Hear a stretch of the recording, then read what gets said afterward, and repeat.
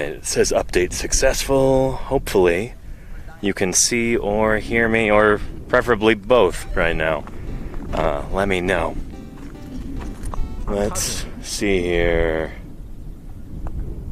Excellent. Thank you, Dr. Irrefutable. Thank you, Claire Burr. Welcome, everybody, to Paleontologizing. It's wonderful to have you here today. Thanks for joining us. I'm broadcasting to you live once again from our ceratopsian site here in Wyoming. We're digging up a brand new horned dinosaur, and I'm excited you're here. We've got some new guests here. Just arrived in camp this morning. Matt Lamanna and his wife Maddie are joining us, and yeah, it's been a good day so far. It's been a really good day. I'm glad you're here. If it's your first time here, then let me introduce myself real quick. If it's not your first time here, let me reintroduce myself rather. My name is Danny Anduza. I'm a dinosaur paleontologist. I'm here out in western Wyoming right now, doing some field work and bringing you along for the ride. This is the best way that I know of how to do science outreach, to really, make the science come alive, to show you how it works rather than just telling you. We're going to have a fun stream today. I hope you're ready for it. Nice cloudy day. Yeah, it's not too hot, which is pretty excellent. Norwegian Viking Gob says big hello from Norway. Well, big hello from Wyoming. I hope you're doing well over there in Norway. We're here digging in the Late Cretaceous almond formation. Rock's about 73 million years old. And we've been digging this ceratopsian site since last year. Last year we could only dig a small hole with a prospecting permit. This year we got a full-on excavation permit to dig this thing up here on public federal land out in Wyoming. We have every indication that this is going to be a new species, if not a new genus, of horned dinosaur. We're pretty excited about that. So, yeah, welcome. Let me know if you've got any questions, by the way. And Haikisha says, you have a good talking voice. Thank you. I appreciate that. I've got a good microphone here, so I don't have to shout. That makes things easier. Let's see here. And this is an immediate follow. Honey Buttercake, welcome. It's wonderful to have you here. Yeah, this channel is called Paleontologizing. I've been doing this since May of 2020. For most of the year, I'm back home in my office, talking about new scientific publications in paleontology, new papers that have been published, about dinosaurs in particular, because dinosaurs are what I work on, what I publish on in the scientific literature, what I study, and what I dig up out here. It's summertime, so I'm not in my office. I'm out east in Wyoming. It's east for me because I live near San Francisco. But yeah, it's good to be back east again, and it's good to be out digging dinosaurs. And you're going to see some dinosaur excavation happening right before your very eyes today. So stick around. How much horn did you dig out today? So we don't actually have a horn, Miss Yvette. That turned into a parietal, and I'll show you that in a little bit too. Yeah, and very funny, Tikage. Jurassic Park reference there. Yeah, good stuff. Yeah, and not an epi, Lenina, a parietal. So it's got epis on it, but the parietal is the big... I'll get my visual aids and bring them up there so I won't have to march back and forth.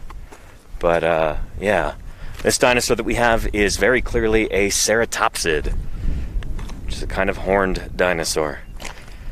Particularly a chasmosaurine ceratopsid. There we go. Not too dissimilar from this guy, Pentaceratops. Ours seems to be pretty darn similar to this in some key ways, but very much distinct enough to be a new critter. So yeah, classic horned dinosaur, a lot like Triceratops that you might be familiar with. But this guy is earlier than Triceratops. The first Triceratops that we have are about 68 million years old. We're working in rocks 73 million years old, give or take. So about 5 million years older than Triceratops. And so right now we've got some of the squamosal that's actually in Pittsburgh right now, at the home institution of Matt Lamanna, who's here.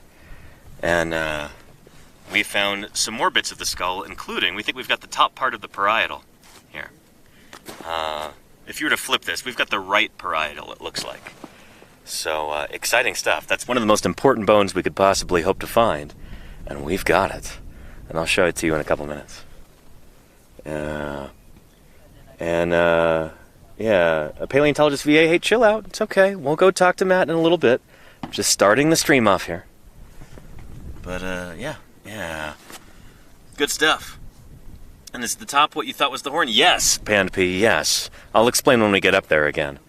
And tell me, does the lens look smudged at all right now? It looks a little smudged from my perspective. I might have to get another lens wipe for that. Let me know. And Ronan Yojimbo, great question. If you could get the world to understand one thing about paleontology that isn't properly understood, what would it be? Evolution. Yeah, the idea that living things change over time and they all share a common ancestor here on Earth. That would be the one concept that I would, want everyone on the planet to understand. It's a big part of why I started this channel. So yeah, we'll be talking about that today, I am sure. It always comes up in conversation. And looks good? Okay, excellent. Thank you, everybody. Yeah.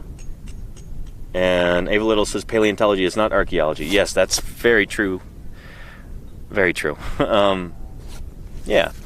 But that's, if I could have the public understand anything, it'd be the thing that's actually important rather than just like a semantics sort of thing, Anywho. Yeah. Let's go up there and take a look at the site. Yeah. And let's see. Silvio says, what's your opinion regarding the theory that Triceratops is just a juvenile version of another ceratopsid? Well, it's kind of the inverse. That Torosaurus is just a mature Triceratops, at least early on in the Hell Creek Formation. I'm pretty convinced of that myself. I've dug up some Triceratops that, we've got some, smoking guns. It's just a matter of time until they get published. But yeah, Triceratops fenestrates, late in ontogeny. Yeah. But I can understand why some people are a little skeptical of that idea. But we'll talk about that another time. But yeah, I'm convinced that is the case. Yeah. And how do you know if a fossil is older than previously found fossils, Mogi Ramen? Well, very simply, it's from down lower in the strata. So it's buried deeper. Not buried deeper necessarily, but in the strat section, when you've got all the rocks stacked up, it's from lower down. And if you can't easily compare relative, stratigraphic position like that, then hopefully you can get a radiometric date. So you can actually look for radioactive isotopes that decay at a known rate. They tell you how old the rocks are surrounding the fossils. Super simplified answer. Yeah. And Dasher Fernando says, do you think most of the dinosaurs that haven't been found yet are small ones or big ones? That's the thing. The more that we kind of learn about dinosaurs, the more we realize that there aren't that many small dinosaurs.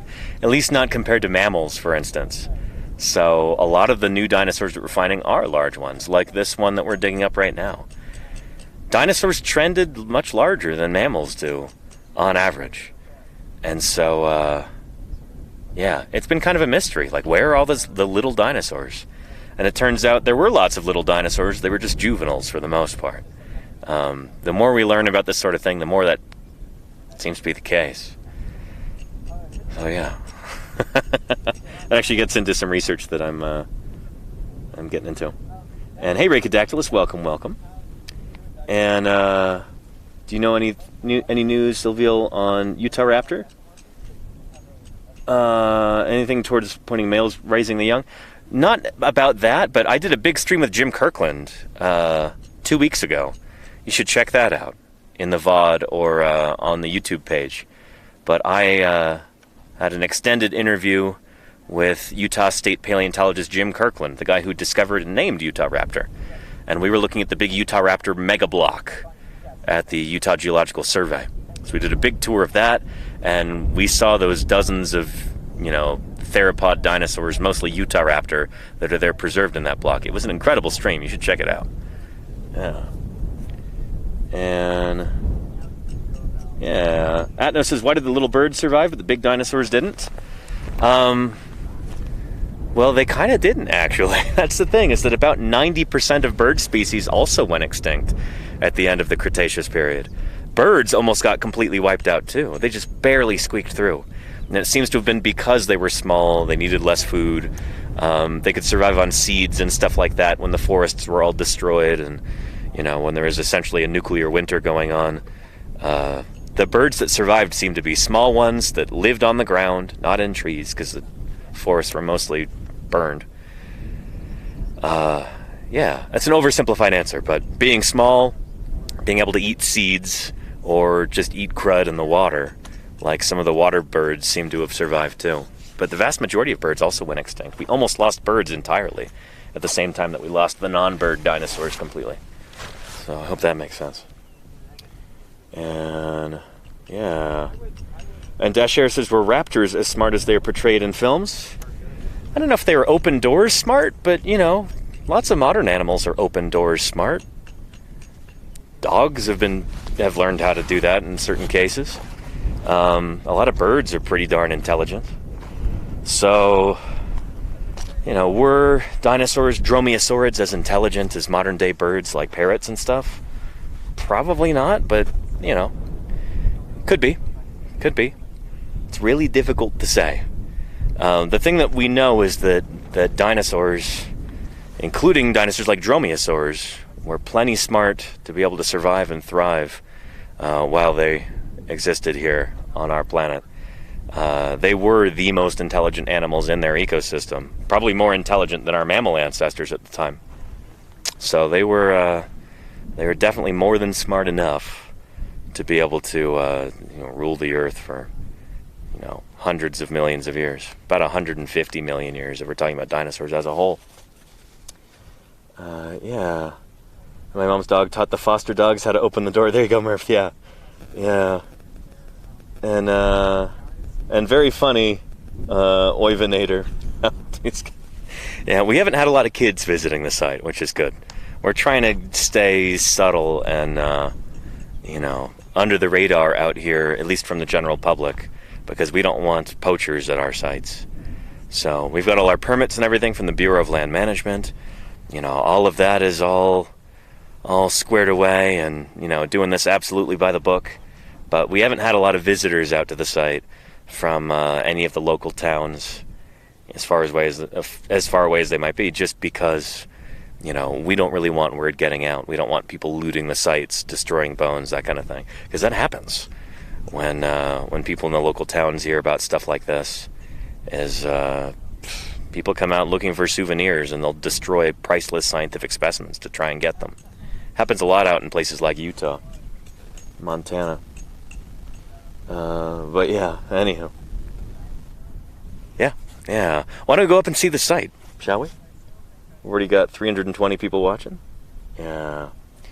Let's go look. So those of you who were here before, you've already seen the site, but it changes each and every day as we clear more rock, jacket more fossils, uncover more fossils, and yeah. I just took a jacket out this morning. We've got that floating around somewhere. There it is right there on top of that rock. But this is, for those of you who are new, what an actual dinosaur quarry looks like. Not like you see in the movies or on TV or in video games. This is the real deal right here. So this is our ceratopsian site. And we're pretty excited about this because it is almost certainly going to be a new genus or species. No, new species. If it's a new genus, obviously it's a new species. But you know what I mean. Yeah.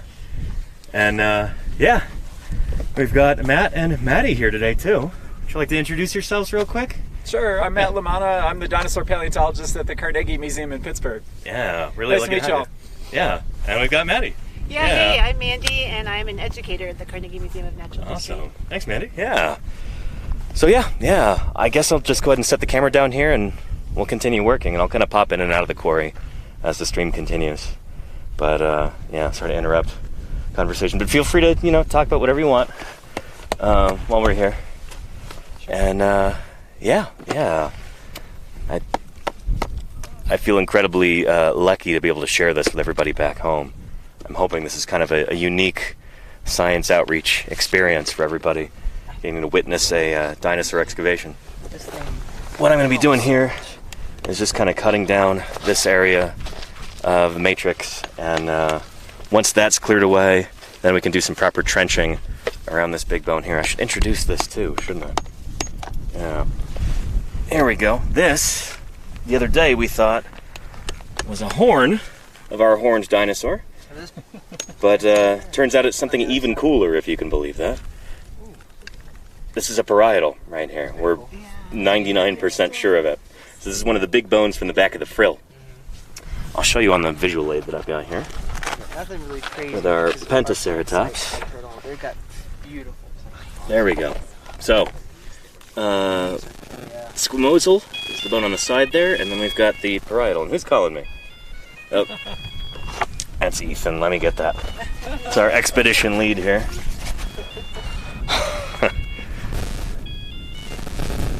Hey, Ethan.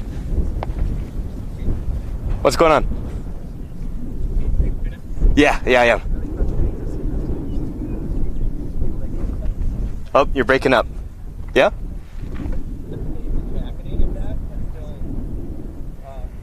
Oh yeah, no, we don't have the right supplies to jacket it today anyway. Yeah, that's exactly what we're doing. Yeah. Yeah. No worries. Better safe than sorry. Cool. Alright, drive safe. See you later. Bye. Alright. Ethan just wanted to confirm what I just told you. I'm going to be working down that area today, so that eventually we could do a proper trench around our parietal bone right there and get that thing out properly. Yeah. Anywho, good stuff. Yeah, this is our parietal. Let me grab that. Where did I put that? There we go. So, I kind of wish we had a front view of the frill, but there's the squamosal, and then the parietal is right here with the big fenestra in the middle. Fenestra is a big opening. I guess it's Latin for window. Is it Latin or Greek for window? It's probably Latin, isn't it? Putting you on the spot. I'm sorry, Matt. Yeah. But, yeah. So, we think this, right here, is the fenestra right there. That window right there. And so, imagine this were mirrored. We're looking at the right parietal, and we even have these around the edge, these kind of like crenulations. Those are the epis, the epiparietal bones, kind of like spikes around the edge. And if that is indeed what these are, it kind of halfway implies that this animal might be up there in age, like a mature individual, because, I don't know, working on Triceratops in the Hell Creek, the epis fuse onto the edge of the frill late in ontogeny. So here, I can't even see any like suture there, so it could be that this is a fairly mature animal. But who knows? This is a new taxon. It could be that like there's something weird going on ontogenetically with it. Maybe like the epis fuse on earlier in ontogeny for this critter. There's very little that we know about this yet. Very preliminary stages. So exciting stuff. Yeah, and again, let me know if you got any questions, everybody. Everyone's saying Latin in the chat. It is Latin. Oh, thanks. Yeah. Thanks, guys. Thank you, everybody. Yeah. Oh, and how could I forget Nick? We've got Nick Hornacek here, also from Pittsburgh. I am. I volunteer in the Paleo Lab in Carnegie Museum under the supervision of Matt Lamanna. Yeah. And Not that I can really teach him anything. yeah, no, just make sure that I don't break anything. It's often how it goes with fossil prep. Yeah. So yeah, let me set you down over here, chat, and try not to let you fall over. I don't want to scratch the camera lens up. Oh yeah, what I'm going to do is just kind of take this down and let's see, best place to put this.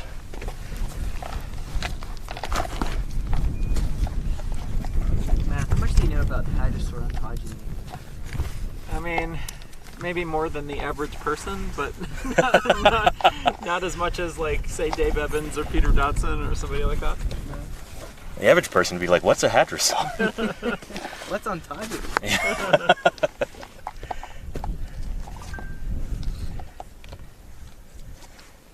I mean, in general, especially with lambeosaurians, the hollow-crested hadrosaurs, the crust is thought to develop. It's not thought to be present in juveniles, or at least it's minimally present. And so, a lot of the features that diagnose or allow us to identify each hadrosaur species, among lambeosaurians, they appear reasonably late in ontogeny. So if you find a juvenile, it's sort of hard to tell sometimes which taxon it is. Thank you. Yeah. That's cool.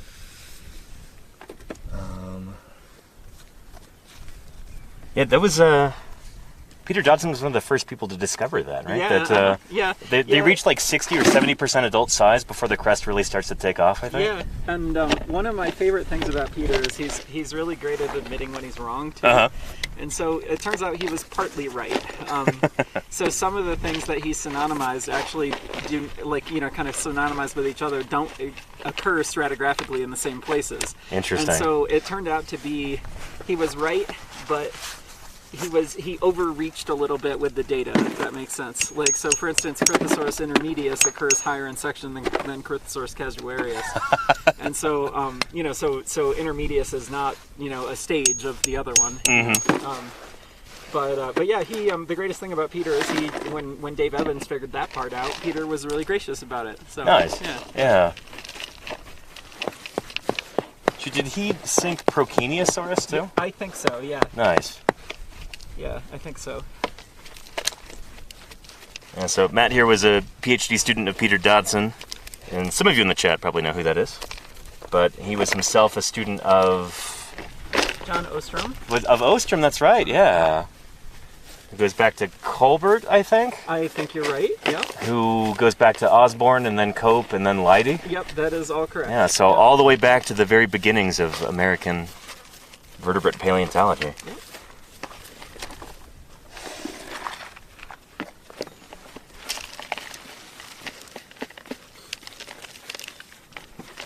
Someone in the chat says, "We got Dodson here." See, nobody cares. Yeah, I never knew whether that was a direct reference to Peter or not. Oh, really? Yeah, because Peter was, by the time Jurassic Park, the movie came out, and actually, I guess also the book came out, Peter was a pretty well-known paleontologist. He wasn't, Sure.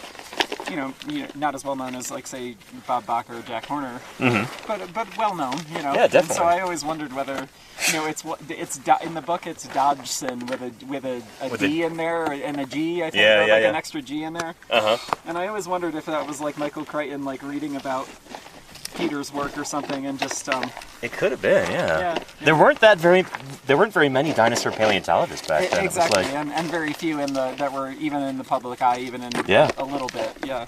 So, yeah, I think I always thought at best it was it's at most an odd coincidence. Are you leaning on it? A little bit. Yeah. Kind of helps. Yeah, you can keep leaning on it. Just fall I back. didn't mean to interrupt you, Matt.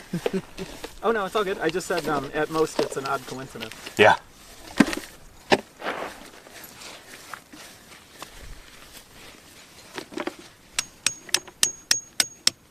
Did you ever get around to reading Crichton's book, Dragon Teeth? No, I know of it, but I've never read it. It's honestly kind of a disappointment. Oh really? Yeah. That's about like fossil hunting, right? Isn't Well, it's it? about Cope and Marsh. Oh, it is. Okay. Yeah. Wow. And it's funny, like, whole parts of it seem to have been lifted more or less directly from, I think it was Sternberg's Okay. memoirs, Okay. where he talks about Cope, like, yeah. Wow. It's interesting, but it was published posthumously. Like, Oh, okay. Crichton didn't finish it during his lifetime. And you can kind of tell where he stopped writing and where the ghostwriter stepped in, Oh, because really? the science is just, yeah. This is a weird little blob, Nick. You want to check this out? Oh yeah, look at that. It's super dark. Oh, this Yeah. might be an iron. I'm wondering if it's like it's a little too far down to be just the sand kind of oozing into the mud, but What do you think? Looks like a little root, maybe, or like an iron. No, not a root, but Just a little nodule of yeah. sand that got worked into there or something? yeah, that's kind of where my head was at with it. Yeah. You want it back? Sure. Yeah. But I just wanted to make sure because Yeah. Good thinking. I'm brand new to the quarry, so Yeah. It was red and had a little bit some. Every light site is to different, it. so it's really important to like really get your bearings when you get to a new site like this, Chad. Yeah. We had a question: with how relatively few of you there are, is the paleontology scene fairly close knit? Oh yeah. Absolutely, yes. yeah, Like yeah, brothers and sisters. right. With all that goes with that, yeah. We Yeah. all know each other, and most of us like each other a great deal.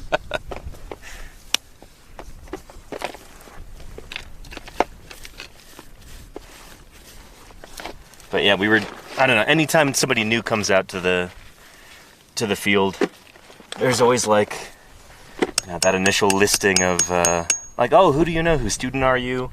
You know, did you work with this person or that person? There's a lot of, oh yeah, I know them. So we did some of that earlier today, this morning. Because Mandy and Matt just got here this morning. And let's see. 990 wants to know a theoretical question. If asked by NASA, if life were found on Mars, would any of you consider going to Mars for an excavation mission? I'd say no, because there ain't no dinosaurs on Mars. I mean, you know, I will not likely get to go to space in my lifetime, but you know, it would be an opportunity that would be hard to turn down. Yeah? Yeah. I actually thought about it when I was in grad school, Yeah? applying to be an astronaut. Yeah, I considered it. You applied to be an astronaut? No, I thought about it. You thought about applying to be an Thought about astronaut. it, I Okay. considered it and then decided not to. And I thought about thinking about it. What about you, Nick? If I had the opportunity to go into space, I would. Yeah? I definitely would. I Nice. think because that's a trump card that beats everything in any argument. Like, what have you done? I've been to space. I've been on the moon. You know, it beats everything. I mean, that's- On the moon is something different. That's Yeah. that's even rarer. Yeah. Yeah, a great pickup line too. So if I could, yeah, I would. Excavation, looking for alien life, maybe. I don't know. I like to stick here and Yeah. work on some actual real dinosaurs. Dude, I'm not telling you it was aliens. But it was aliens. Yeah. What about you, Danny? I don't know. If it were safe enough that like I could reasonably expect to come back, I would probably think about it. But I don't know. I really like Earth. It's my favorite planet, and it's got the most dinosaurs. So The only one I know. yeah, I've lived here for a while now, and you know I've grown kind of attached to it. Yeah, I think just the moon trip would be okay for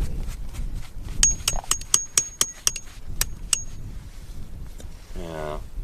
And okay, let's try and answer these. Any idea why some dinosaurs didn't evolve into cave ecosystems? I mean, it'd be really difficult to tell if a dinosaur were adapted for Like that Dimetrodon and for Jurassic World cave man. life. There could be that maybe some of them were, but it's rare for like large animals to be adapted for cave life. And most dinosaurs, you know, there are some small dinosaurs, but on average, like dinosaurs trend a lot larger than mammals, for instance. The average size mammal today is the size of what, like a big rat or something? If you go like by species count. Probably by species count, yeah, because there are Yeah. a lot of bats and rodents that are Oh, yeah. inflating that count. Yeah, Yep. yeah.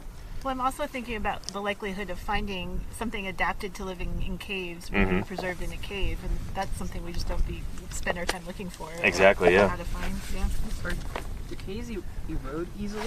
Is that possible? You can get stuff deposited in it, but I think most of the cave stuff that we have is Cenozoic. Like, I don't know if we actually have any Mesozoic cave deposits, like, anywhere, do we? I can't think of any. I mean, I know of Mesozoic paleo sinkholes, but I don't know of caves per se. Right, okay. Paleosync, where are those, if you remember? So one is, believe it or not, there are dinosaurs in Missouri.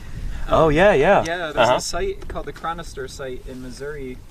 That's I think the depositional environment, so the setting under which the fossil deposit formed is thought to have been a sinkhole that dinosaurs blundered into, because it's the bedrock around there, most of the bedrock around there is Paleozoic limestone, and so that can, kind of get dissolved by groundwater, form sinkholes, and that would have also happened in the distant past, like in the Cretaceous, when this was deposited. And yeah, so there's a whole lot of dinosaur material from that a lot of which actually has only come to light really recently.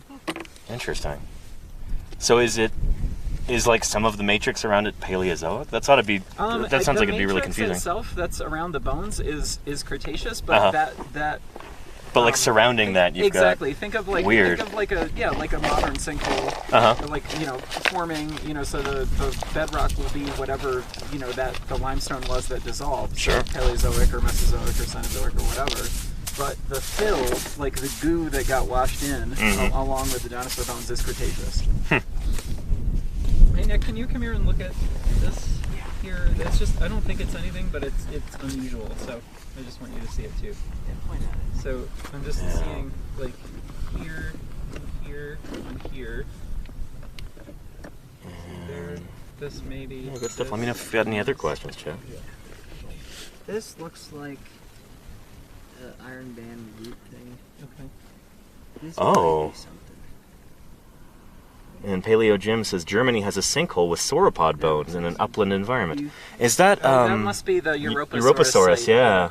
We've got Jim Kirkland in the chat right now. Oh, nice. Hey, Jim.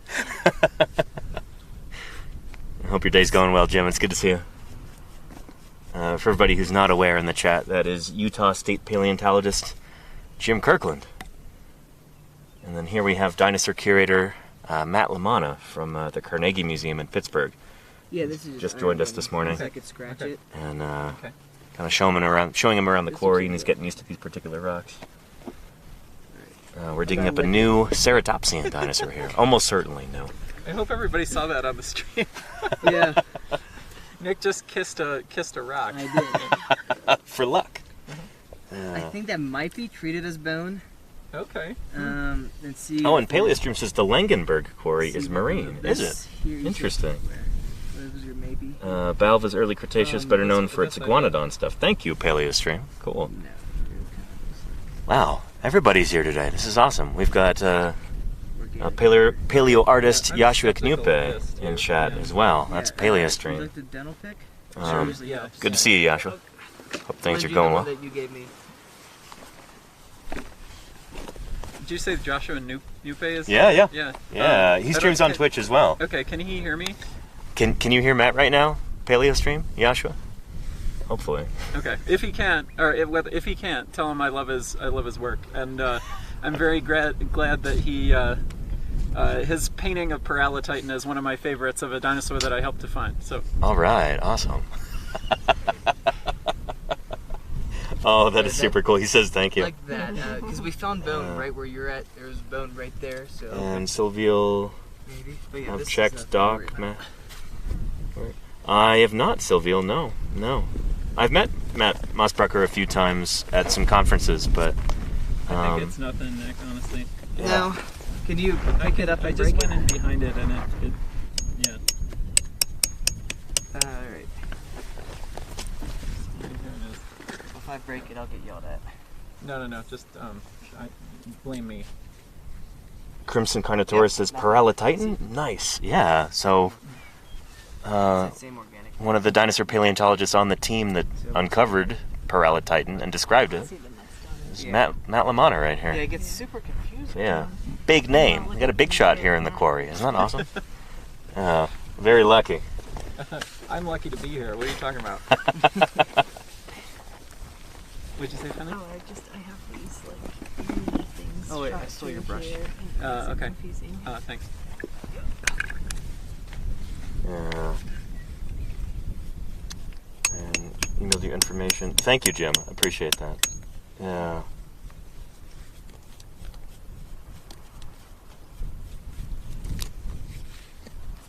And we had somebody asking about are are you into any sports? I like playing sports, but I get bored to tears watching them. But Matt here is a football Biggest fan. Chiefs fan. Go Bills! And he's a big devotee of the Buffalo Bills. Just like Quinn, who just left. So I guess we have to have a Yeah, you can't do member this of the Bills without a Mafia fan. in here. Exactly, yeah, we need to be represented. Born and raised Steeler fan, even though they suck in recent time. The Stillers. The Steelers, guys. Make fun of me. Poor Nick. I'm sorry, I shouldn't have called out your Pittsburgh accent. No, because that's like the 4th time somebody called it out. Oh, I'm like, really? Maybe Oh, shit. subconscious about having an accent. Like, do I really? Oh, everybody's got an accent. Everybody does, but You know. like, wow.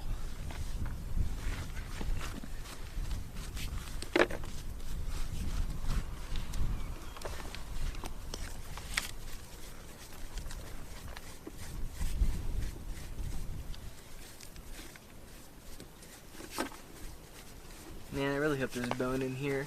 That would be cool, and I'll look cool too. Not Mask says, do you think the good dinosaur kind of ruined dinosaurs' PR? Kind of like the bubonic plague ruined rats' PR? I would say great question. They can hear you, yeah, Okay, absolutely. yeah, Yeah, I've never seen that film, so I can't say. It was disappointing, I felt, yeah. Oh, You could have said like how, is that got a is he metal back rock on up his there? rock. Yep, there Oh, he is. rock ran, yeah. Laser bird, Nice. Oh yeah, he does sound like a laser. yeah. That's what we used to call him up in the Hell Creek. He's our little neighbor. Buddy. Yeah. And that really long beak. Yeah, yeah. Unless he's mad at us for being in his turf. No, I think he probably likes it. Like we're drawing more We're insects and attract stuff. bugs. Yeah. Oh yeah, with the He's It's eating like, good. yeah, the longer we go without showering, the more bugs. The more he likes us. Yeah. And Two Hyphy says, do you think Spinosaurs walked on all fours or twos? They were certainly bipedal, but I'm actually working on a project. I'm not saying they were quadrupedal by any stretch of the imagination, but those arms they're doing something interesting with those, I think. I mean, I'll go out on a limb and say that Spinosaurus is the most aquatic dinosaur that we know of, non-avian dinosaur. Now, what that means it was doing in the water, I'm not sure. Yeah. But it spent a lot of time in the water, and I would die on that hill. Yeah.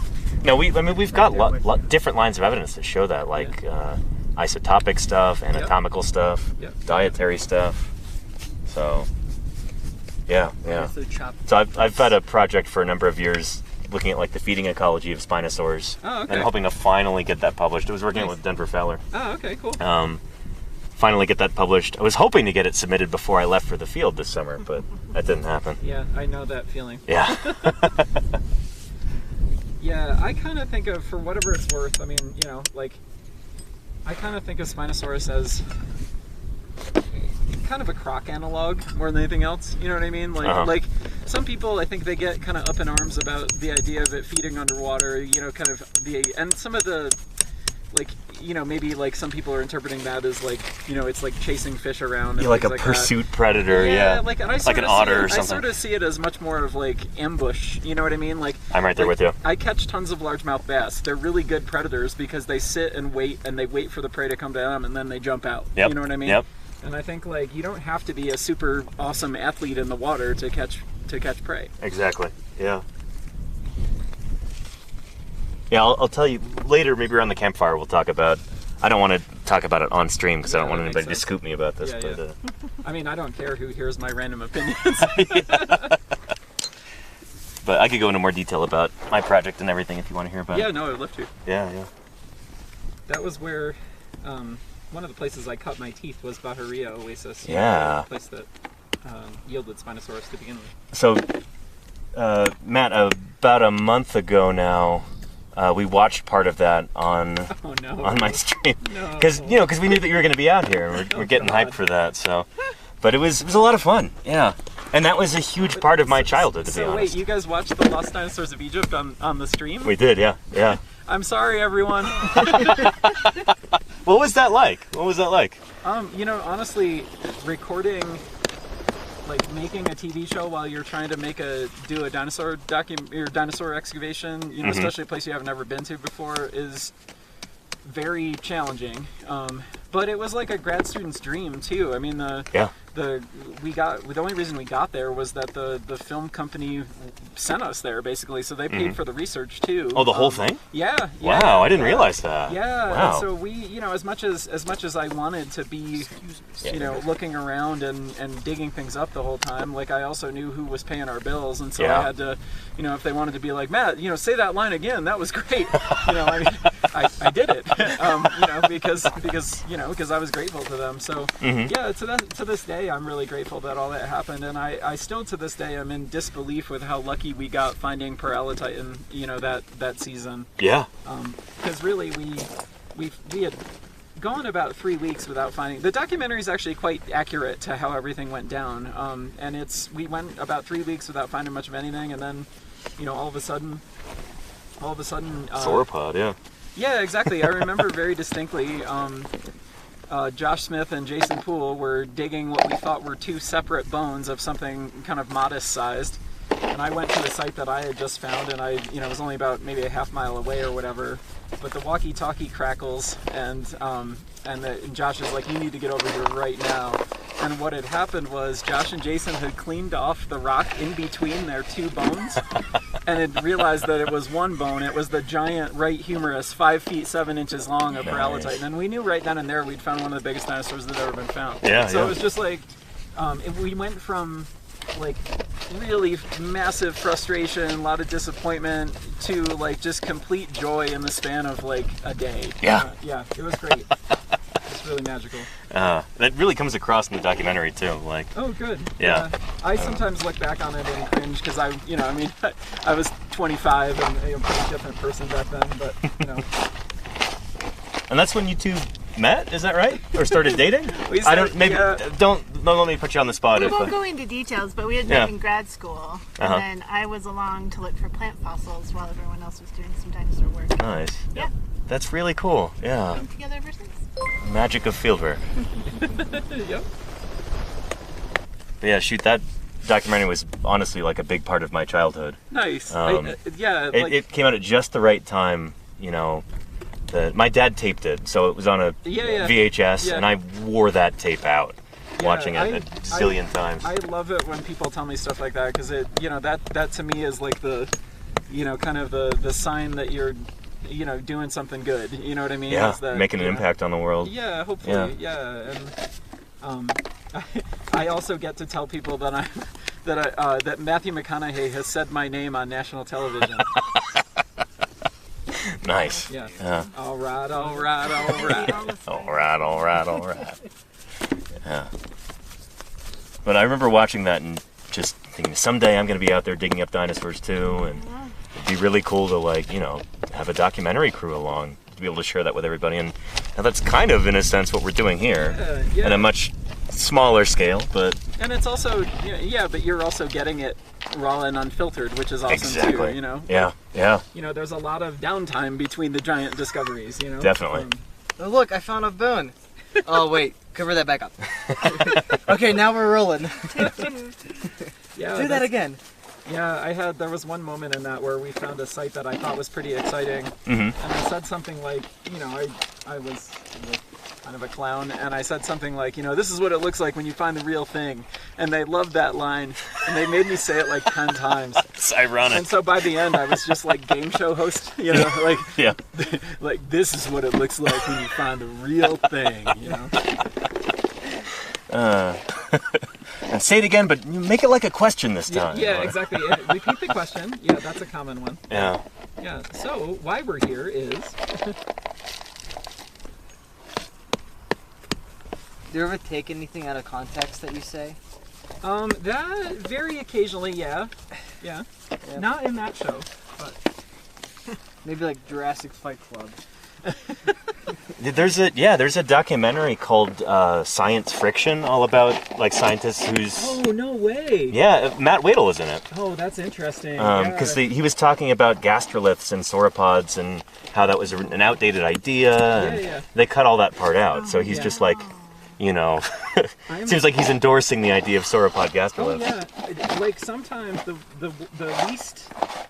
least like fun documentaries that I've been involved with are the ones where the person goes into it with like an agenda and they want your quotes to fill that in basically. Yep. And so like then you have to get very creative about how to say something that's gonna get you back to what you want to be doing. Mm-hmm. But that will also be usable for them. So yeah, it's not fun. Yeah, when they're just using your expertise as like window dressing for... It's something like that for an agenda that they're already, you know, they already have their story. Or to add credibility to their idea. Yeah. This is a really interesting little critter here. I don't know what it is, but it's Oh, and we got Volcano Doc in the chat too. Hey, Volcano Doc. A volcanologist is also watching. My fellow science streamers. Oh, nice. It's good to have her. She's helping answer some geological questions that I can't get to because because we're working and talking. No, there's a bug inside it. Oh, really? Yeah.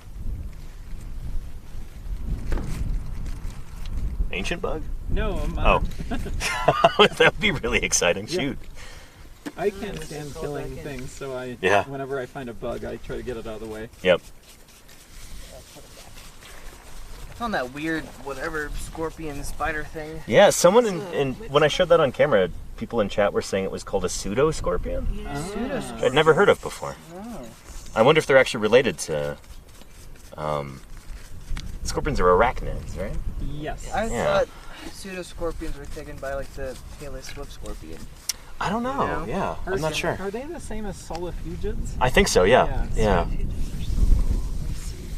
Is the camel spider one of those? Pretty sure. Yeah. Yeah. Up in like North Africa. Yeah, that was our dreaded adversary. Yeah. Oh man. We Jason Poole put his hand on one time in a quarry. He was like reaching up to grab something, and there was one there, and the thing moved under his hand, and he like instantaneously like smacked it with his hammer. But they're pretty gnarly. They every now and then like photos will go around of them online of, you know, like people finding like two of them stuck together. You know, like who knows why, but you know, like there's a famous internet like viral photo that's of this animal. And they're pretty gnarly looking, but they're really interesting. Yeah, they supposedly I think it might be this. Man, I don't even know how to pronounce that, but I didn't even know the size of it. Chilopharoides, interesting. Yeah. Yeah, it looks kind of like it. So I guess it would be a spider. Sort of jumping spider. But this thing was super tiny. But what were we saying, Matt? They supposedly the sulfugids, or oh, they supposedly the camel spider supposedly like when it gets its name because when camels are asleep, supposedly it'll like climb onto them and like basically chew a hole into them. Jeez, my goodness, it's nightmarish. That's probably one of those wives' tales, though, or just like a folk legend. I suspect so. I'd imagine. Don't they have crazy chelicerates? I think so. Yeah, I think the so. jaw parts. Yeah. Part of their fangs or their jaws. Man, this piece here was a real had me fooled. There's a thing here that's I think just a string or a mud, but it has all the shape of a bone. Let's see. Oh, Astro Canuck, thank you for the raid. Welcome to Paleontologizing. It's good to have you here. So we're up in the quarry, digging up a horned dinosaur, Ceratopsian, since a very good shot at being a new species or even a new genus. This is what I was thinking, but I think it's and nothing. yeah. No, it could get really confusing. I know. Well, bone looks We've got different in every 3 shape, and Pittsburghers so here in the quarry today. Kind Mandy, Matt, and Nick. And Matt is the dinosaur curator at the Carnegie Museum in Pittsburgh. Keep asking if you got any doubts. Okay. I mean, I'll do the same too. Okay, sounds good, Nick. Yeah, that one. Yeah, that one was a Yeah. Anyway, how was your stream, Master Canuck? Good to see you. Thanks for joining us.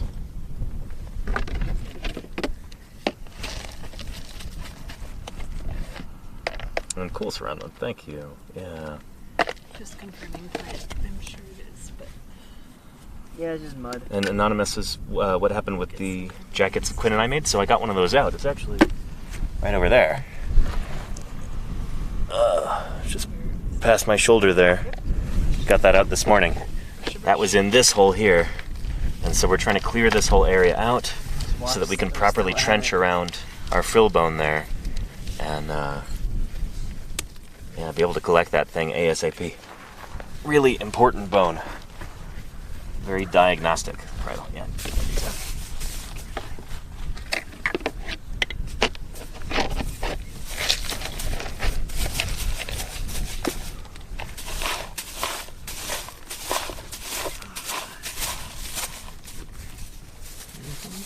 And thank you, moderators, for filling in. I can't quite answer all of these questions as quickly because we're working here and having conversations and stuff. So thank you, mods. Thank you, Lenina, for being so on top of things. Is Ken in there? I haven't seen Ken yet. He might be on his way out to us, actually. Oh, that's cool. Oh, yeah, because it's the weekend, right? Yeah, today's Friday. Yeah, that's cool. It's so easy to forget what day of the week it is out here. Yep. Because, you know, we're working every day. In my tent, I just have tally marks. Like I'm in prison. There you go, yeah. Like Castaway. Yeah. I have a beach ball, too. I was gonna say, if you started talking to a volleyball. Volleyball. And Chemo Tripson, thank you for the Prime sub. I appreciate that. Welcome, welcome. Yeah.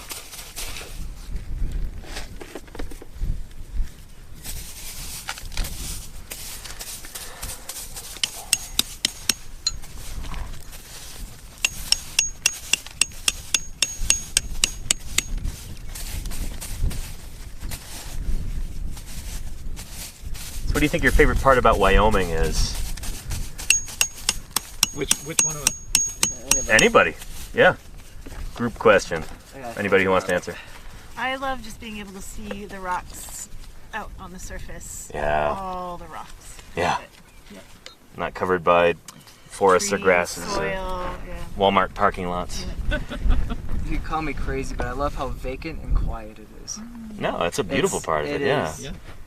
Peace of mind. It can drive you crazy after a while, but I don't think you're there yet, no. No way. I strive to live for this. I mean, for me, I just love being in the field in general. Like, Yeah. that's kind of what got me into paleontology. And, Uh-huh.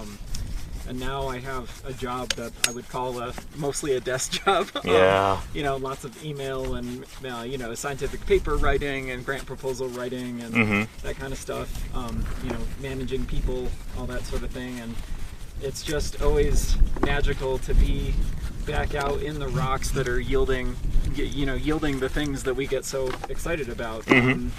And this is kind of silly, but like earlier today, I was over at a different site called Turtle Hill. That, you know, maybe you've featured that one in the past. Yeah. In at least one stream, yeah. Yeah, and so there's I just picked up a block that someone had already found, but it was a little block with a lot of little tiny snails and a couple of fossil leaves on it.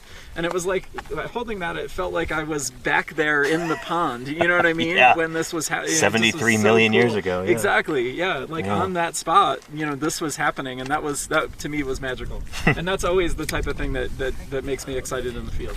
Yeah.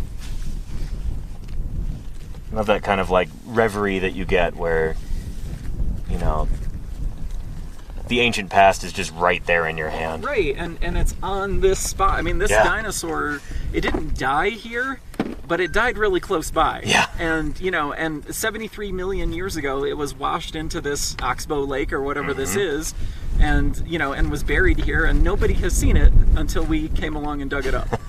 That's crazy. That's really, really neat, yeah. I know it's kind of a cliche, but that feeling where, like, you're the first human being to ever see something that's been underground for 70 million years. I get chills, dude. That still blows my mind. I mean, Love you know. Yeah. And wow, we've got 1,021 viewers right now. Wow. Holy cow.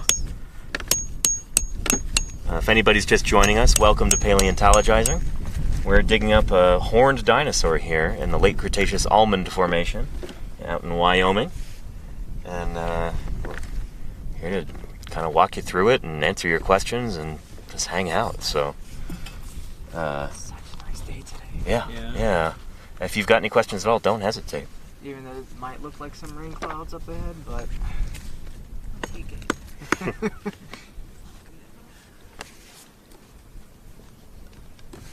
Yeah, one thing I'm figuring out is that paleontologists are pretty damn good meteorologists. We can tell when we're Something getting about rained on, I Wyoming. guess. Yeah, because you can see for many, many miles a storm on its way. I think it might rain today. Do they call Wyoming Big Sky Country too, or is that just I Montana? don't know, but it definitely, the name applies. Yeah. Oh yeah.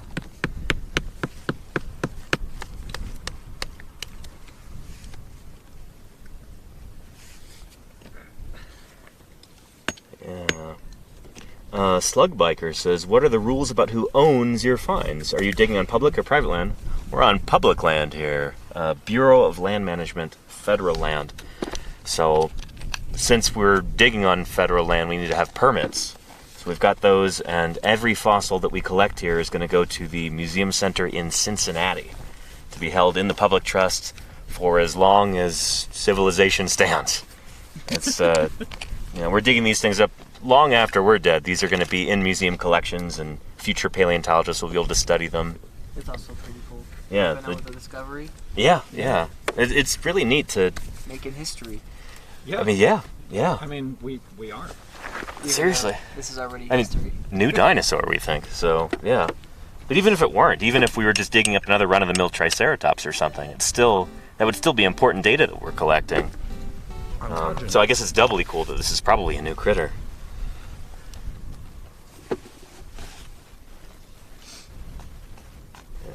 Yeah, so these rocks, this is from a time period that's not well represented in Wyoming. Mm-hmm.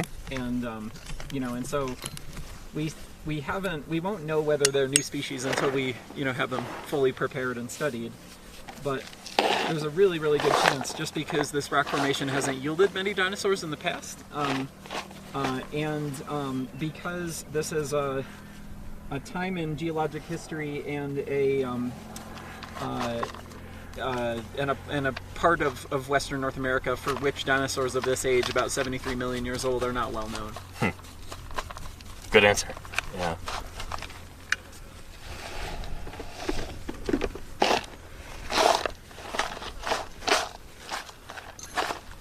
And Polkadot says run-of-the-mill Triceratops, crying, laughing face. I mean, that's the thing. They're everywhere out there in the Hell Creek, you know? It is absolutely true, though, that, and I've definitely been guilty of saying things like run-of-the-mill Triceratops in the past as well. But, it is totally true that, every dinosaur that's uncovered is an important piece of data about Absolutely. our understanding these animals, Yeah. and is how we know what we think we know about them. That being said, for me, I haven't worked extensively in the Hill Creek and Lance, and it's simply because I have a very limited amount of time on the planet, and there still are wild places all around the world where you still can find new things. You know? Patagonia, for instance. You were telling us all about that earlier.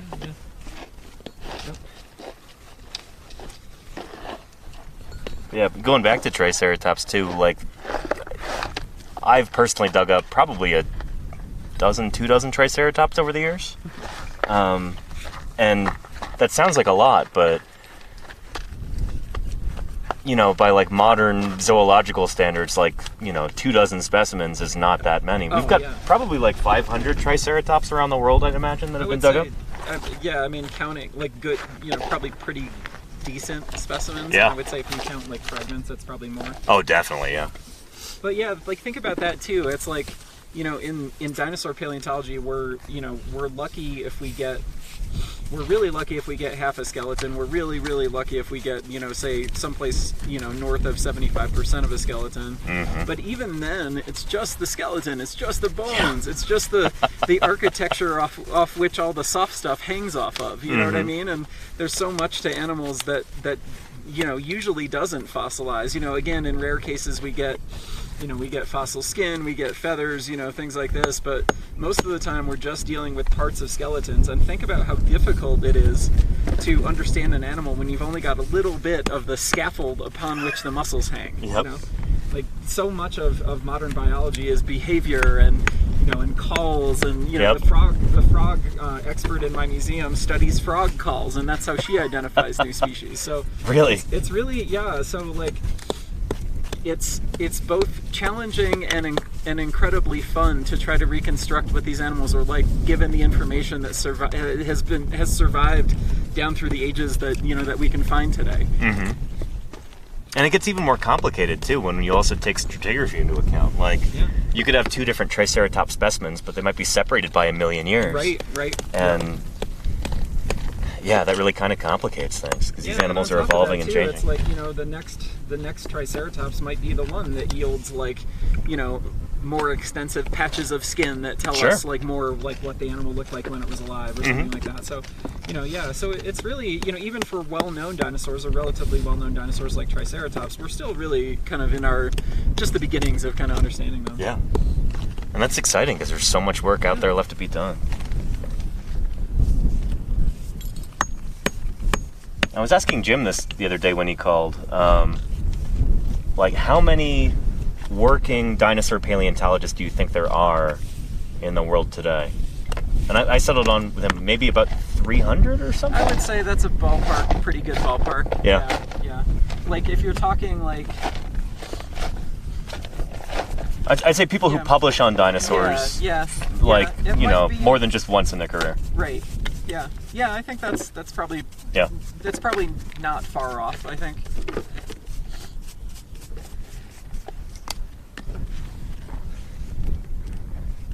So yeah, I guess it is. Well, obviously, it is a very tight-knit community, and that was wild. Like, just here at this particular site, we've had we've had Glenn Storrs, and Takuya. Yeah, well, Takuya mostly works on marine reptiles. I don't think he definitely would not call himself a dinosaur guy. So I'm not gonna ascribe that to him. But yeah, I don't know. I remember there was a clip from some documentary from the late 80s. It was like 1987 or something, with the like Canadian Mongolian expeditions. Oh, so it was like Dale Russell and Phil Curry and Don Chi Ming, I think, were all in the crew. And it's like, at the time, there weren't very many dinosaur paleontologists, and the narrator said, like, I have this as an alert on Twitch. I've heard it a million times. I should remember it. But it's like in all the world, there are fewer than 40 full-time dinosaur paleontologists. Wow. Back in '87. And 3 of them are leading this expedition. Yeah. Big fish, little pond. No, so both Phil Curry and Dale Russell and Dong Ximing were huge influences on me. Huh. In fact, I got to do fieldwork with Phil in Greenland in 2014. Very cool. Were you working on like Plateosaurus or something? No, we were trying to find. We were working in the Cretaceous because that's kind of where I like to hang out. Yeah. And, we were.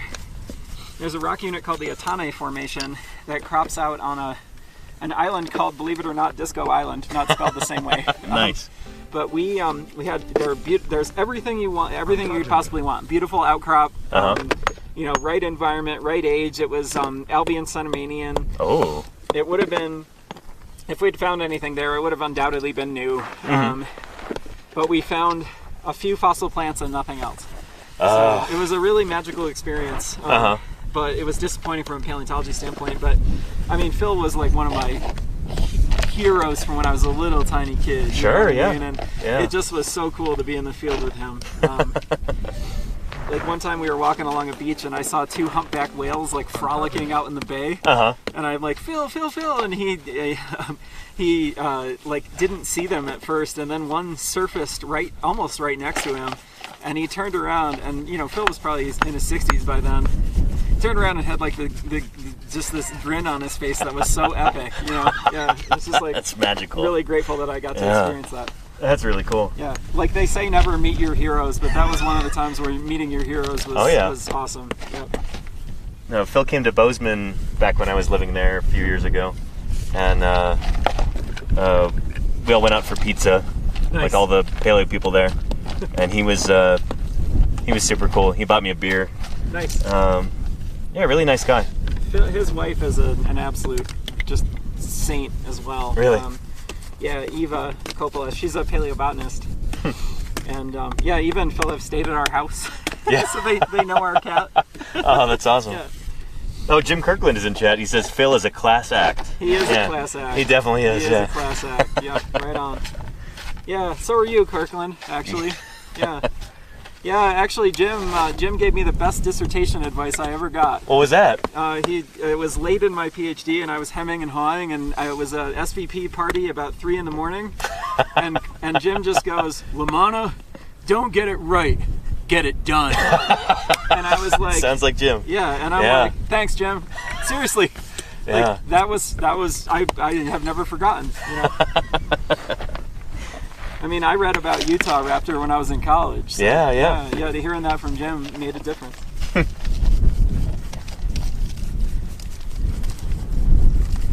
Yeah, I should, I guess, do a station break. For anybody just joining us, welcome to Paleontologizing and welcome to Wyoming. We're out here digging up a ceratopsian dinosaur. There's a big parietal bone right there. And so we're just clearing this rock away, me and Nick, so we can get down to this. But yeah, if you have any questions at all, don't hesitate to ask. That's the point of these broadcasts, is science outreach. And yeah, glad you're here. I'll introduce everybody real quick. My name is Danny Anduza. I'm a dinosaur paleontologist from California. And then we've got 3 Pittsburghers here in the quarry. I'm very much outnumbered. But should have brought my terrible towel.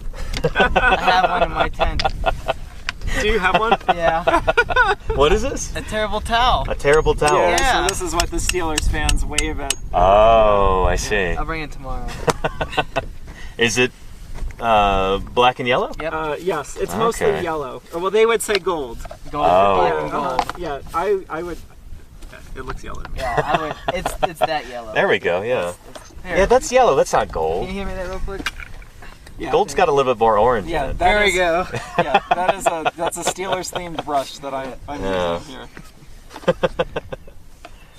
Oh, and Science Streams, hello to you. Welcome, welcome. Good to see you. I'm way late in chat. Shoot. Funny is that as I was in line for TSA, my dad bought a terrible towel at the airport and threw it at me. Nice. I bet you TSA loved that. Yeah. Well, I mean, like, not really threw it at me. Gave it to me as I was almost right there. That's great. Yeah.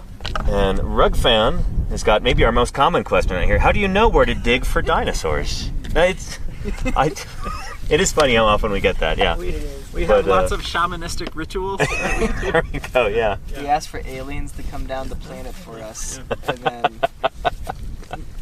I mean, yeah. It depends what scale you're asking that question at. If you're asking, like, where do we know on a particular hillside, or where do we know, you know, in the world? But yeah, Matt, do you want to tackle this one, or should I do it? I can. I'll start. I'll set you up, and you can take us home. All right, great. Yeah, I would say like there's 2 main ways to find on, like, you know, sort of in the broad scale. How do you know where to dig for dinosaurs? Ontogeny. The broad kind of view of that is there's sort of 2 ways. The obvious way is you go to where people found them before. Yep. Not very creative. But the less obvious way is that a lot of the Earth's surface has been mapped from a geological standpoint. And so if we're looking for dinosaurs specifically, we know that dinosaurs were around, non-avian, so non-bird dinosaurs were around from about 235 to 66 million years ago. And of course, birds are still with us today, and they continued through the Cenozoic. But if we're looking for non-avian dinosaurs, we got to find rocks that are between about 235 and 66 million years ago.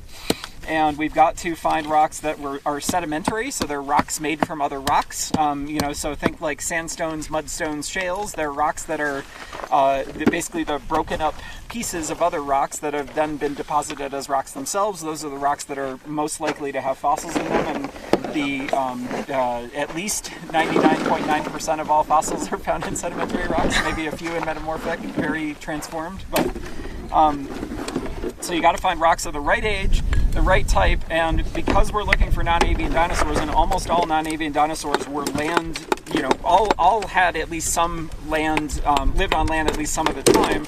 Ideally, you're looking for rocks that were deposited in freshwater environments, so close to these land areas where these dinosaurs were living.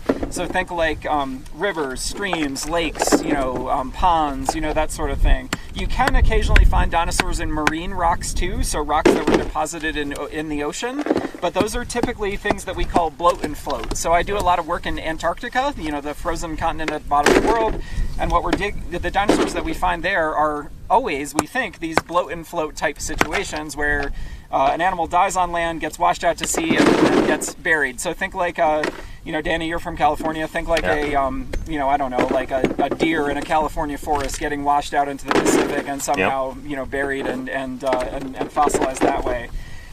Speaking of which, actually, all of our dinosaurs from California are bloat and floats. Ah, that's a good point. Alita pelta, for instance, and the one that has a reef growing on it. That is the all coolest. Those oysters or whatever they are. Super cool. And there's Agostina locus. I feel like. Our state dinosaur. So the short answer is rocks of the right age, 235 to 66 million years ago, sedimentary rocks, and ideally rocks deposited on land. And if you find a geologic map that shows that there is that kind of rock exposed at the surface in a particular area, and you go to that area and you have, of course, all the right permits and everything, and you dig there, you might find dinosaurs. So that's the other way. The first way, go where people have found it before. Second way, find a geologic map. Yeah. And then so, how do we know once we get here where to dig? That's here. Yeah, we do what we call prospecting. So, given that this is Twitch, I always get the question like, what kind of ground-penetrating radar do you use to find dinosaurs or something like that? Everybody's very tech savvy on Twitch. But some of the most advanced technology that we use out here is the old Mark I eyeball. You just walk along, you stare at the ground. Not stare, but you're picking through all the stuff on the surface, and you're looking for bits of characteristic bits of bone they're eroding out of the surface. We don't just go dig in a random spot. We're looking for the telltale signs of bone that are buried there because stuff is spilling out of the surface. It's eroding out. Yep. So you just follow that hopefully a trail of bone. I'm oversimplifying here, but I'm trying to make this make sense. Follow the trail of bone up to the source, and hopefully you have an associated skeleton in there. Yeah, and that's exactly what happened here, or at least what I'm told happened here, is, last year somebody found a chunk of frill, I think, or something, on the side of the hill over that way, followed it up, found more followed the pieces of bone up, found more fragments, and then when the fragments stopped, they dug in a little bit, and lo and behold, they had hit the layer basically right away, it sounds like. And then, that's the hard part, is identifying the fossil-bearing layer. When you find these fragments, you find bone, if you're in the right place, you'll find oftentimes bone fragments all over the place. Mm-hmm. But identifying where they're coming from is the challenge. And that's why, why it was this site was such a fortunate discovery, in part because the bone layer was identified, and that allows us to dig into fresh rock and find fossils that are not yet eroded, and then you start to get complete bones, beautifully preserved bones like this parietal that we have here. Yeah.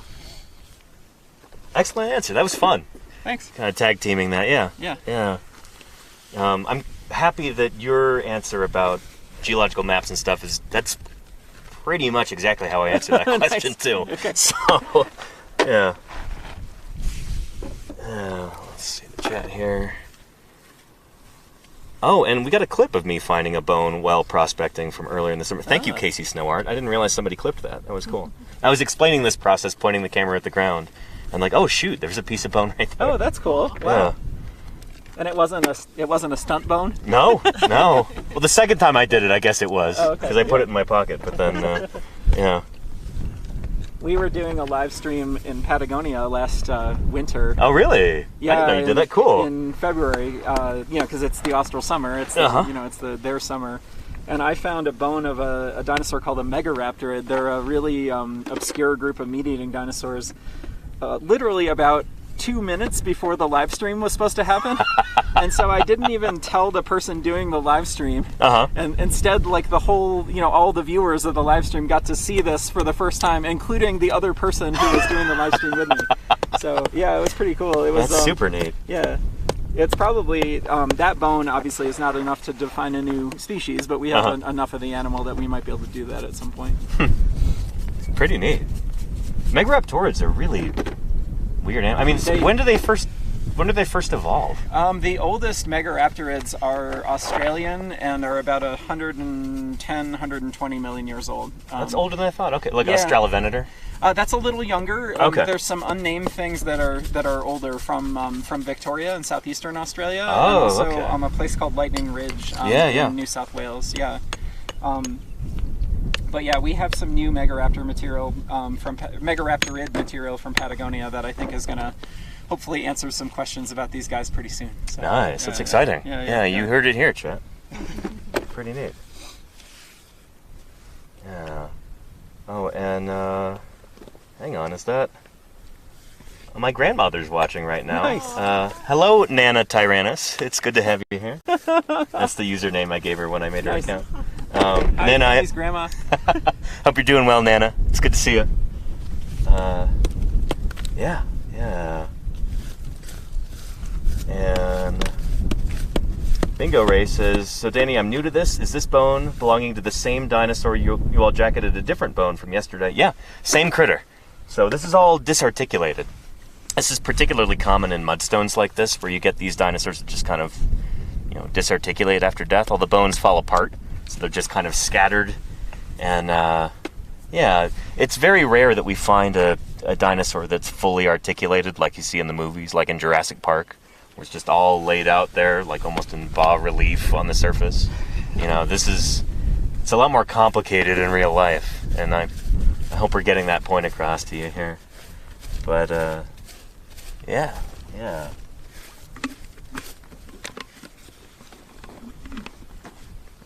And is that a clam knife? Yeah, this is an oyster knife. This is where did I put it? Yeah. We used these with Museum of the Rockies. That's kind of where I was trained to do dinosaur fieldwork. That's where I learned how to be a dinosaur paleontologist, basically. And this is the tool of choice there. I always like to say, more and better dinosaurs have been dug up with this humble hand tool than anything that ever rolled off the line at Caterpillar or something like that, Yeah. This is an excellent tool for digging up a dinosaur. It's funny too, the question, there was a great question about ground penetrating radar before. And oh yeah. I mean, that's sort of the dream, is being able to see these things in the ground before we find them. But so far, things like that, they work great for archaeology. Because they're digging in soil. They're digging in soil, and they're looking for oftentimes right angles. Yep. You know what I mean? You're looking for like a solid wall that's like turning at a perpendicular angle. In dirt. And so the way these things work is that the thing you're looking for has to be of substantially different density than the thing that than it's in, basically. Yep. And this is where we can't really do that yet, is that that our densities are so similar to the rock that they're in that you just can't. So there has been some, and I think Jim, who's on the live stream, knows well about this, but there's been, I think he was one of the pioneers with this, but there's been some success with finding dinosaur bones because in some rock units they're a little bit radioactive, and you can find, if you pass like effectively a Geiger counter over the rock, you can sometimes find hot spots, and sometimes those hot spots indicate fossils. Yep. So I think that there was an animal that I want to say Jim might have been involved with the description. I can't remember for sure, but it's called Anamantarix. Yep. It's one of my favorite dinosaur names of all time. It means walking fortress. Yes, indeed. Yeah. Or animate fortress.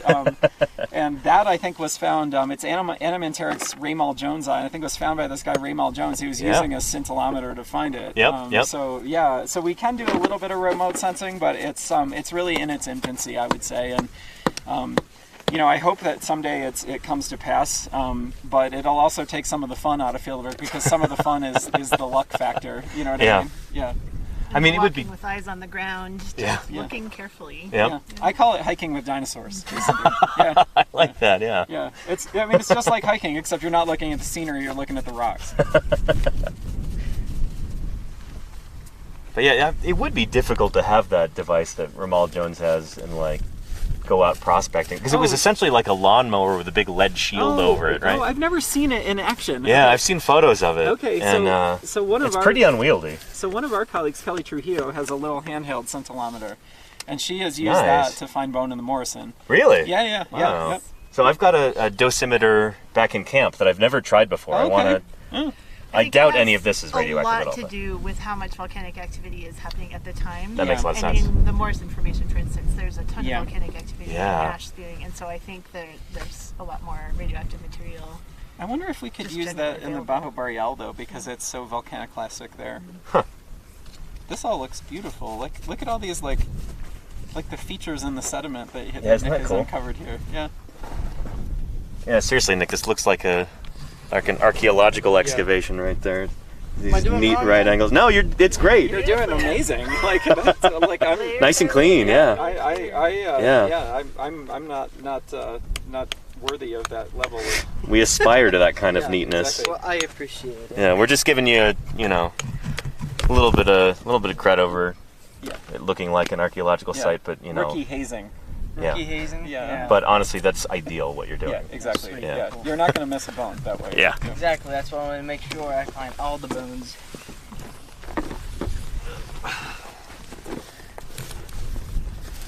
Textbook example here, right? Of archaeology. I should just switch majors. Wait, right now. aren't archaeology and paleontology the same thing? Yeah, they are. Wow. Definitely, yeah. Indiana Jones, he was a paleontologist, right? Totally. He actually ran from a T-Rex helping Jeff Goldblum. Unironically though, Harrison Ford was originally, they were like trying to get him to play Alan Grant in the original Jurassic Park. I didn't know that. Yeah. And I think he turned it down for some reason. Harrison Ford also privately collects dinosaurs. Does he really? I think so, yes. Huh. Well, let's see. Which is a big A&A. And we got a question from Volcano Doc, from our resident volcanologist, Dr. Melissa Scruggs. She says, I have a question for Matt, actually. I've never heard of a dinosaur preserved in igneous rocks. That's not, there aren't. I wonder about that, because we've got some that are like in ash beds. Well, at what point does it become igneous? That's a good question. Yeah. I have heard of fossils, not dinosaurs per se, but I've heard of fossils being preserved in metamorphic rocks, but not, they're usually so beat up that they're not anything. I mean, those opalized plesiosaurs from Australia, are those metamorphic? Yeah, what would you call that? I don't know. That's a good question. Where do you draw the line between sedimentary and igneous and metamorphic? But short answer is at least 99.999, keep adding nines, fossils are all found in sedimentary rocks. Yeah. Now, I was also thinking of ashfall fossil beds in Nebraska, and like that's what is it, like a ash tuff or something like that? Yeah, I think so. Is that considered igneous, or is it still sedimentary? It's sediment accumulating, Yeah. It's not a magmatic flow or ash anything. from a volcano, and so Exactly. Yeah. Yeah, no, I know. When does it stop being igneous and start being sedimentary? She probably knows the answer better than we do. But there's a dinosaur site or dinosaur bed in Liaoning in China, the famous area that's yielded lots and lots of feathered dinosaurs. There's a place where the feathers are typically not preserved in this site, but it's called the Lujatun beds, and it's been nicknamed Dinosaur Pompeii because it's dinosaurs in ash falls, and there's dinosaur Mei Long, this little sleeping troodontid. Probably was sleeping, actually. I shouldn't do air quotes. But the name means sleeping dragon. That was the air quotes. Yeah.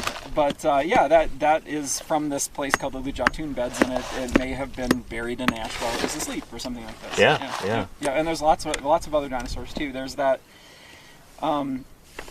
possible instance of a mammal attacking a Psittacosaurus. I don't buy that. I don't necessarily buy that, but I'm hedging because I have no idea. I appreciate that. Yeah. But mammals love to roll around in dead things and sometimes die in the process. So. I think that I mean, to me, it smells unauthentic to me. But Interesting. Yeah, it looks like something, whatever was attached. I mean, that's to the trick with a lot of the wonder beds if, in Liaoning is, they're dug up you by, could see by your, like, effectively connector commercial collectors, and so Yep. like, by the time the scientists see them, they it's build up any balls way of rock, long like after they've already satellites. been collected and the context has been removed and things like this. So They may have been gussied up a little bit too. potentially, like, yeah. I looking think- at you, yeah. I was gonna say Archaeoraptor. there's the famous, infamous example of Archaeoraptor. So yeah, this kind of Yeah. thing does happen, and it can fool just about anybody. So Yeah. Volcano Doc says that ash is absolutely igneous, and what did you? I lost it. It starts being sedimentary after weathering, transport, etc. Please tell them thank you so much for answering. Thank you. thanks for Yeah. the question. Yeah. And sorry for the crap answer to begin with. No, it's great. But yeah, and thank you, Volcano Doc, for being here. This is awesome. Yeah.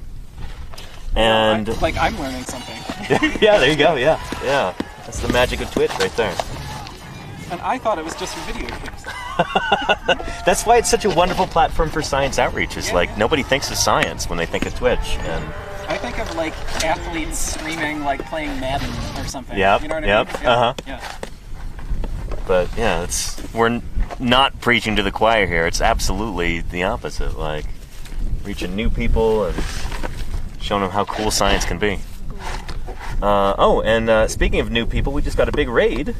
109 raiders from El Maco TV. Welcome to Paleontologizing. Welcome to Wyoming. Welcome to our Ceratopsy inquiry. Yeah.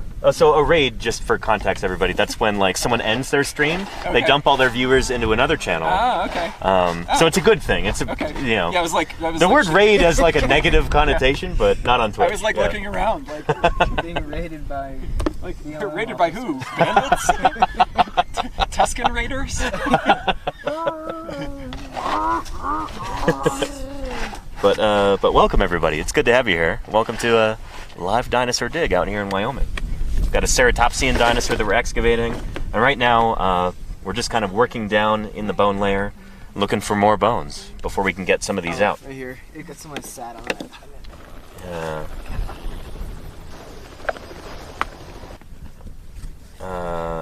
Leshianen says, "Wow, never imagined a stream about live excavations. That's great. Welcome. It's good to have you here." Water bottle Yeah. broke off, so I thought, might as well just use some glue on it, right? And then it just seeped into my water. And I was drinking. I was like, Oh no. Did your lips get stuck together? and I was like, this tastes like glue.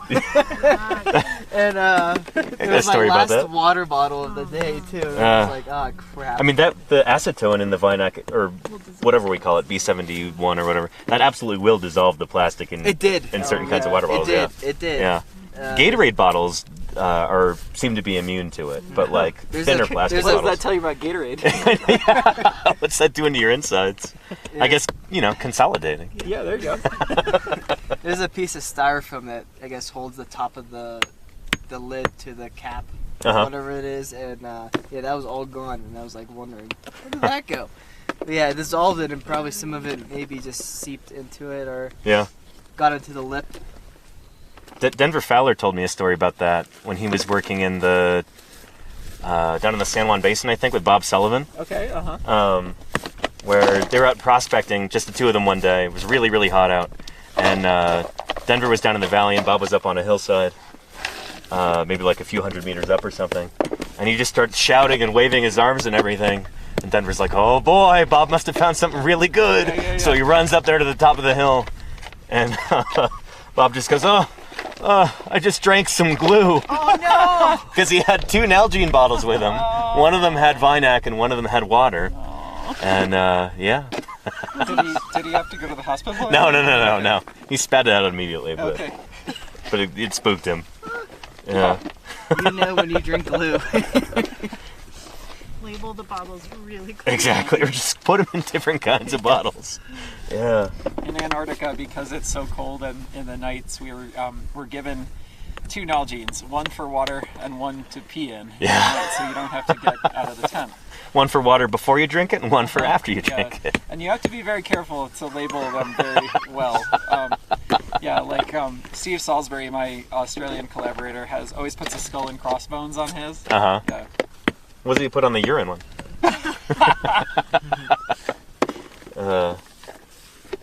let's see. We had another question in chat.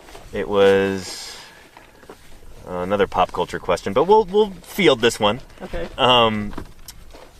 If you were to go to, I think it was, if you were to go to Jurassic Park, what would be the first dinosaur that you would want to see like resurrected? Dreadnoughtus, because it was one of the ones that. Yeah. So this dinosaur that was in the most recent Jurassic World Dominion. It's the biggest dinosaur in that movie. Is a dinosaur called Dreadnoughtus, and some friends and I found that in 2005 in Patagonia, and it took forever to prepare because we had a lot of the skeleton of a titanosaur that was 85 feet long and someplace north of 50 tons. And we finally published it in 2014, and then it made it into Prehistoric Planet Season 1 and Jurassic World Dominion in the span of about 6 weeks in 2022. So we were pretty stoked. That's neat stuff, yeah.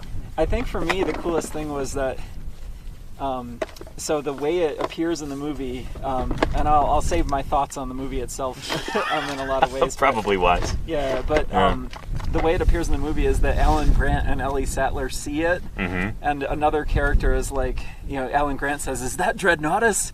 And the other character goes, "Yes. Her name means fears nothing," but you knew that already.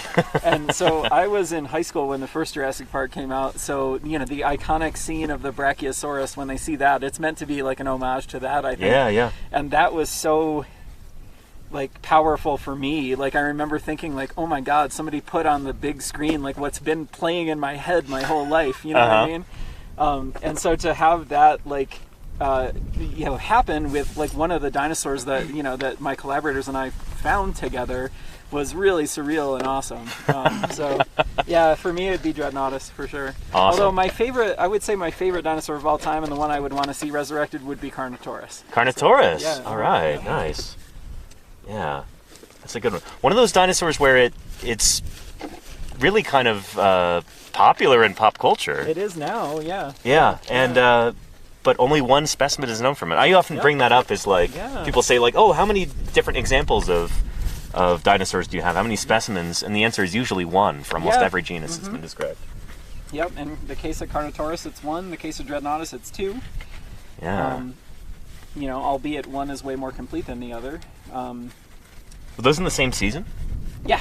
Yeah, wow. we actually thought they were all one individual. So they're the same quarry. Yeah. Oh, okay. And then we found two left femora, and we're like, unless something's really strange here, these are two dinosaurs. So. Well, Matt, you took my dino. Carnotaurus? Carno's my favorite. Nice. So I wanted to see Carno, but okay. Well, you can still have it. We can upvote it. To be different though, I will probably say we got to do Utah Raptor. I got to see nice. a raptor that would be cool. Well, and that long way away. Scares you to death. If Kirkland's still on the stream, then he'll love that. Yeah. That would be awesome. But yeah, definitely would like to see Utah. As much, I guess, as bland as that is, because it's just the Jurassic Park raptor. But no, it's bigger. With no it's got a different shaped head. Yeah. It turns out that it's actually not that similar to. I think Jim knows this. Obviously, a lot stockier. Jim is the one that uncovered this, but it's it's definitely not just a larger iteration of Velociraptor or something. It's something quite distinct. And that's awesome. But yeah, I'll probably go to see that and feel fear. I guess I don't know. Feel fear and awe at the same time. Yeah. I would like to see also a Megaraptor reconstructed. My favorite dinosaurs tend to be the ones I'm working on at the moment. Yep, that's me too. The funny thing is, we wouldn't know if they did resurrect it. We probably wouldn't recognize it as such because we still don't know what significant parts of the bodies of these animals look like. Yep. We have, I would say, between all the specimens, we're starting to get a good sense of what the skull is like. But we don't know how long the tail is. There's a lot of things we don't know. Just looking over at the rain. Yeah, that could hit us. That part over on the left, or it might just cruise on by. We kept having the same thing yesterday too. Chat's probably getting tired of, the whole. Is it going to rain on us? Yeah. Scheduled. Yeah. Rain, will they, won't they, sort of thing. Yeah. What about you, Danny? What dino would you bring back? Goodness. I wasn't even thinking about that. I was listening to the answers. Microceratus? Let's see. That's a deep cut. Yeah, Piscicaudia or... I mean, I actually think that would be pretty awesome. Everybody makes fun of that name, but it literally means backward hollow tail. It tells you something about the It's a dinosaur. good name. It's cool. descriptive in that sense, yeah. I think, what did I do with my all? What dinosaur would I like to see reconstructed? I don't know. I feel like there's a correct answer for this, and it would be like the basal-most dinosaur. Oh. You know? Uh-huh. Like, because that would tell us the most about... Yeah, that's a good point. It's I don't know, excellent point. Yeah. Show me the basal-most ornithician. Figure out what's going on with them. Is that a silosaurid or something? Yeah, figure that out. Shoot. Yeah. This is, there's this weird group of animals that people have long considered non-dinosaurian dinosaur forms. Mm-hmm. So in other words, almost dinosaurs, but not quite. But now there's some evidence, I think. Some people are leaning towards them being really archaic ornithicians, potentially. I hope that doesn't mess with dinosaur monophyly. You know? I wonder. I do wonder. Yeah. I think it's... I mean, ultimately, they're all related to each other. Oh, yeah. You could just this push sort back of where you put the node, you know what I mean? Yeah, How do you... Like, if, you don't want to destabilize the nomenclature either, so... Mm-hmm. It's wild to me that, like, until fairly recently, it was like the 70s or something, dinosaurs were not considered a monophyletic group. Yeah. Bacher actually... And Galton, I think, right? I think you're right. Yeah. Yeah, there's a... 76 or something like that? Yeah, and then there's in Bob's book, The Dinosaur Heresies, which was, like, I must have read that a million times when I was a kid. I did too, yeah. There's a chapter called Dinosaurs Have Class, and it's, this is back when Linnaean taxonomy is still very much the dominant version. And so, he was arguing that dinosaurs should be a class alongside... Chicken Bacon Swiss says, the spitting dinosaur from Jurassic Park probably didn't spit? Yes, you're correct. Let's just say that we have no evidence that it did. Venom, at least. I mean, it spit saliva for sure. But it wouldn't have needed to have any like crazy tricks up its sleeve in order to catch its prey. Like, it's a big animal. Yeah, that's the other thing. Is in the movie, it's not shown as it's actually the opposite of the velociraptors, which are shown as too bigger than they were, a lot bigger. That's why they made it small apparently in the movies. They didn't want audiences to get it confused with the dromaeosaurs. Oh, that's interesting. Yeah. I actually didn't know that. Yeah. But yeah, like so the real animal, the real Dilophosaurus, is quite a large animal. Yeah. I got to work on the holotype specimen, or paratype, the one with the crest. Yeah, that's at cool. Berkeley when I was in high school. Oh, awesome! That's incredible. Yeah. It was I've never seen it myself. I don't think. It's impressive. The crest is scary thin, really, like potato chip thing. You can see light through it. It's so the thing's mostly glue. It's wild. Yeah, and there's also no just to close the loop on that question. There's also no evidence for like a big neck frill either. No. Yeah. But the two crests on the head, yes, absolutely. There's evidence for that. In fact, it had them. Well, that's where the name comes from. Yeah. Mm-hmm. Yep. Two-crested lizard. See, you don't need a PhD. Just know some language. But it'd be really cool to have more specimens of that critter. Like, we've only got 3 halfway decent ones from Arizona. Those were collected in the 1940s. Yeah. No, it's cool. On the UCMP website, the museum in Berkeley, their website is like one of the oldest like fossil museum websites in the world. Like, it was like 1996 or something that they started it. Yeah, it's great. Yeah. And they've got some pages on Dilophosaurus, unchanged since the 90s. But there's these audio files with Sam Wells, who named Dilophosaurus, talking about it like, in his own words. Yeah. And I didn't know that. Yeah, That's it's really awesome. cool. It's funny because you click on it and it downloads the audio file to your computer. Wait, what's happening? Yeah. This is before you could just play things in the browser. But it's really charming. And then there's like 6 different recordings, and then the last one is him talking about seeing Dilophosaurus in Jurassic Park, because he got to see that. It was only like a couple years before he died, I think. Okay. I think he died in like 96 or 97 or something. But yeah, he talks about how there's no evidence that the animal could spit or like spit poison or that had a frill or anything like that. But he wasn't salty about it in the least. Yeah. He's like, very proud that this dinosaur that, I helped unearth, is now a movie star. And, I think he came on strong. He's a good actor. It's one of my favorite scenes in the movie. I'll say, even scientific accuracy aside, it just makes for good cinema. Yeah. It's actually flat out terrifying still. It really is. That was the only dinosaur that scared me when I saw that movie. I was like 2 years old at the time, and yeah, I was enthralled by everything else, but that legitimately startled me. You saw Jurassic Park in the theater when you were 2? I don't know if it was in the theater. Okay.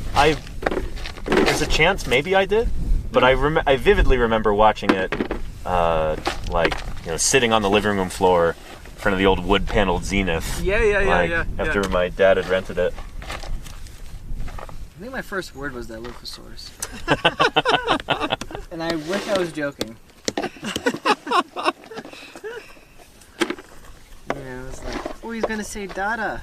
Dilophosaurus, or something like that. Oh, and Murph has got a really good question. Can Matt talk about what digging a sauropod in Patagonia is like? Sure. It depends.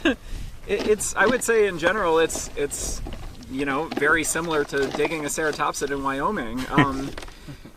Maybe the difference being that the scale is different in some cases. Like just last year in Patagonia, we were digging up a titanosaur that was really nice, really complete. But the femur was, and this is going to be relative, but the femur was the thigh bone was only about this long, and so that's small by titanosaur standards. It's like a triceratops femur. It's their biggest. It's actually about the same size as a ceratopsid. Big ceratopsid.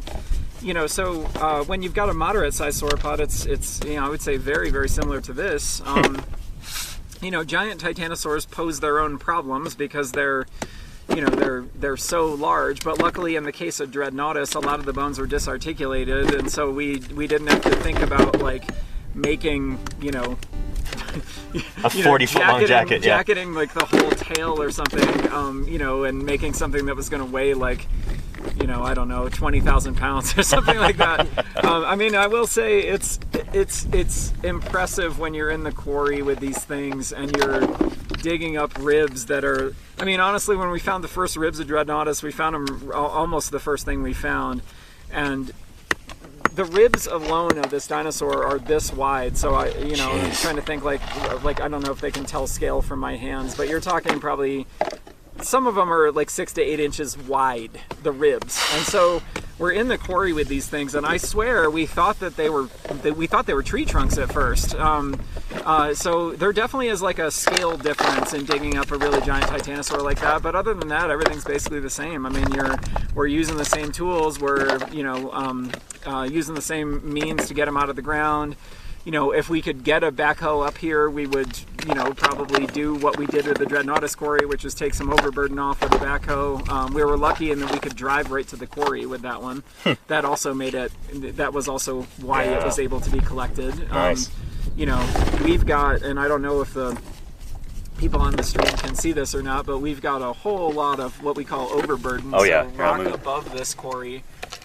Here, and so at some point, assuming, and this is I think a pretty solid assumption at the moment, assuming the ceratopsid continues to go into the hill, to move, for every foot we go back, we're going to have to take off initially 6 feet, and then 8 feet, and then 9 feet, and then 10, 20, whatever feet of rock to keep going back. And so, to answer the question in a succinct way, it's basically the same in that you face a lot of the same challenges, and I've definitely had a lot of aspects of the Dreadnoughtus quarry were actually easier than this one is going to be because there was so much less overburden, so much less unfossiliferous, we think, rock above it. So, similar to this. Cool. Yeah. What's the I guess a cadastral question. What about the land ownership in that area? Are you digging on public land or private land? It's a good question. It's private land, but by Argentine law, all fossils belong to the province. So there's no. ontology. There's no like, we don't run into like the landowner owns the land, owns the fossils, and therefore can do whatever they want to with them. In Argentina, it's all the fossils belong to the government. So the cool thing about that is there's no motivation for profit. Like you don't really have to worry too much about your sites getting vandalized or poached by people that might be interested in hacking teeth out and selling them on eBay or something like that. Because there really can't be a market, an open market in Argentine fossils. And the penalties are very severe as well. Yeah. So Argentina definitely does things different than the U.S. does in terms of fossils on private land. Mm-hmm. I would say better, but you didn't hear that from me. I was going to say, I'm agnostic. I don't know who's watching, but I'll say it. Yeah, I sometimes wish we had better protections for fossils here in the U.S. But, anywho. But yeah. And Jim says,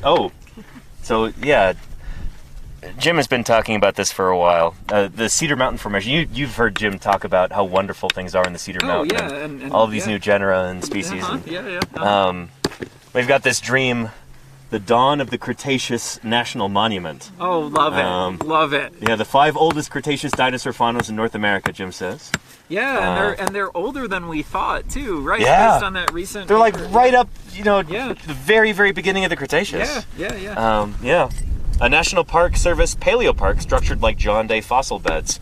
That would be incredible. Holy cow. I'd sign that petition. No, and Jim, if Jim can hear me. I mean, you guys are doing absolutely incredible work out there. It's so, all the teams that are working out there are doing great work, and it's it's such a for a long time it was such a poorly known interval in the history of North American dinosaur paleontology, and now it's, of course, there's still lots and lots of stuff to be found, but it's gotten so much better, and it's in large part because of Jim and others. So, yeah. I've been really lucky to be part of that work, and I'm going to be out there again streaming it in the Cedar Mountain from mid-July to mid-August. Oh, so awesome. That's going to be a ton of fun. That bone? No. Yeah, we had an exhibition at the Carnegie Museum that we did in collaboration with Rob Gaston of Gaston Design. Yeah. And everybody loved that so much, and they loved all the Cedar Mountain dinosaurs, especially the Cedar Mountain ankylosaurs. Great exhibit. Yep. Yeah, we have. That exhibit kind of got our museum through the pandemic in a way. We adapted to doing virtual tours, and it was just such a nicely designed and nice size exhibit for us to be able to do like virtual tours to schools, school groups that were all the kids stuck at home on Zoom. So it was wonderful. That's really cool. Dinosaur armor? Yeah, that was fantastic. Yeah, and Rob's casts are so great. Yeah. They're hard to tell from the originals, honestly, and it was just cool, like, seeing some of these taxa that I'd read the papers on, but I hadn't, ever seen originals or even casts of before, so. Yeah, Rob Gaston does some amazing work, and it's so reasonably priced for museums, too. It totally is. Yeah, it totally is. Yep. Yeah, he's a good guy. We had a good time working together. Let's see. That is some weather there. Hopefully that just goes that way and doesn't hit us, but...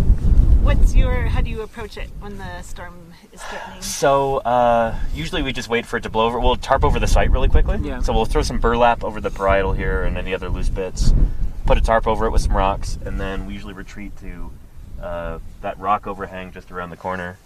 If we really start to get some rain, I'll have to wrap up the stream. But, we'll see if that hits us, because that is some dark stuff. Yeah. Maybe you guys are going to get to see a bunch of paleontologists getting rained on. What a treat. Shower. Yeah. Yeah, it's Nick's first shower in 2 weeks. Yeah. And, thank you for the raid. Who is that there? Appreciate that. Welcome to Paleontologizing, Cody Shibi. And raiders, wow. Cody, you've been watching for the past few streams, and now you're raiding in. I really appreciate that. Yeah. Oh, and Jim says Karen Poole is writing up the new iguanodon. Is that the one that we're digging, Jim? Yeah. Oh, nice. Cool. Yeah. Andy and I were just talking about her yesterday. Actually. Awesome. Yeah. I don't think I've had a chance to meet her yet, but I met her when heard she really was good things. an undergrad at University of Pennsylvania when I was a grad student. nice. See, again, small world. Yeah. So it looks like from radar, this stuff it's heading south of us, and there's just a little blip to the north of us that could potentially, but I think it'll pass us by. Actually. Excellent. We'll see Okay. what actually happens, but radar's making it look like we aren't going to get hit by it. Great. Yeah. Mandy has No guarantees. Mandy loves this app called Radar US. Oh. Yeah, because she I've been looking for a good radar app. Would you Yeah. recommend that one? That one works for me. All right. Nice. yeah Nice. she's had to get large herds of undergrads off of Yeah. off of out of sketchy situations a Oh, lot. geez. Yeah. There's a sedimentology professor at Montana State who had been struck by lightning in the field Oh my god. twice. Twice on field trips. What's his name? Uh, Is it Jim Schmidt? no. Oh. So Jim was our. I took an invert class from him, but it wasn't Okay. Jim. It was Okay. Todd Feely. Okay, I don't know him. Yeah, Todd C. Feely. He's not around anymore. Okay. But, Well, maybe unrelated to lightning. It is unrelated to lightning. Yeah. Yeah. Kind of a sad story, actually. I'm not going to get into it. But Yeah, no, they had been struck by lightning twice on Electric Peak near Yellowstone, or maybe in Yellowstone. Wow. But yeah. The aptly named Electric Peak. Yeah. Yeah, I wonder why they would call it that. I guess lightning can strike twice, the same place, the same guy. I mean, Separate years. I was gonna say it sounds like it didn't permanently damage him, so we can make light of it. Lightning of it. Nice, Nick. I'm sorry, that was really No, bad. it's okay. You're gonna be a great dad someday because you have some really awesome dad jokes. You know how many cold jokes I made already? How many jokes? What jokes? Cold jokes because of the plant matter. Oh. It's like cool. And you're like, some guy goes, "What is this?" I go, "That's cool." That's cool. That's cool. Yeah. It's really bad. I'm sorry. No, it's okay. Yeah. I mean, yeah. Like it's bad. Like it's like vomit-inducing bad. Workshop it a little bit, Yeah. before you take it on the road. I mean, you have like 1,200 people watching you right now. You can start running Yeah. bits by them. No. No, only 988 right Oh, now, okay. so don't sweat it. That's alright. There was 1,700 yesterday, so. And we got some, awesome. Believe, One Love. I'm glad you're enjoying this. Came in with the raid with Cody Shibi. Fantastic. Good stuff. Rhacodactylus is Nick working on his tight 5 in the almond formation. Yep. What? He's working on his tight 5. Like stand-up comedy. Oh yeah. Yeah. Working on it. I gotta warm up a little bit, that's all. Do some more open mics. Yeah. I think It's a good idea for camp entertainment. Open mic night.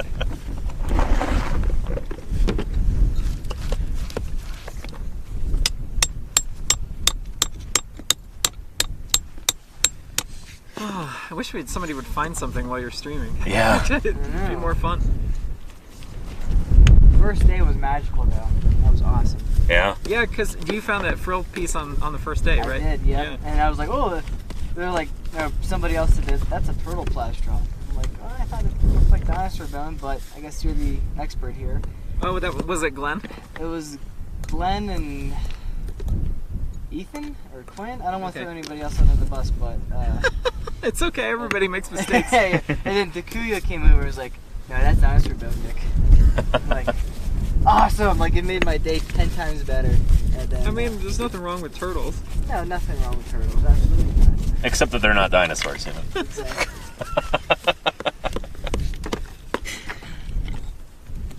Hell, there's a plastron or whatever right there, a little tiny piece by Matt, a little tiny piece of turtle. Very cool. You can see the negative impression in there.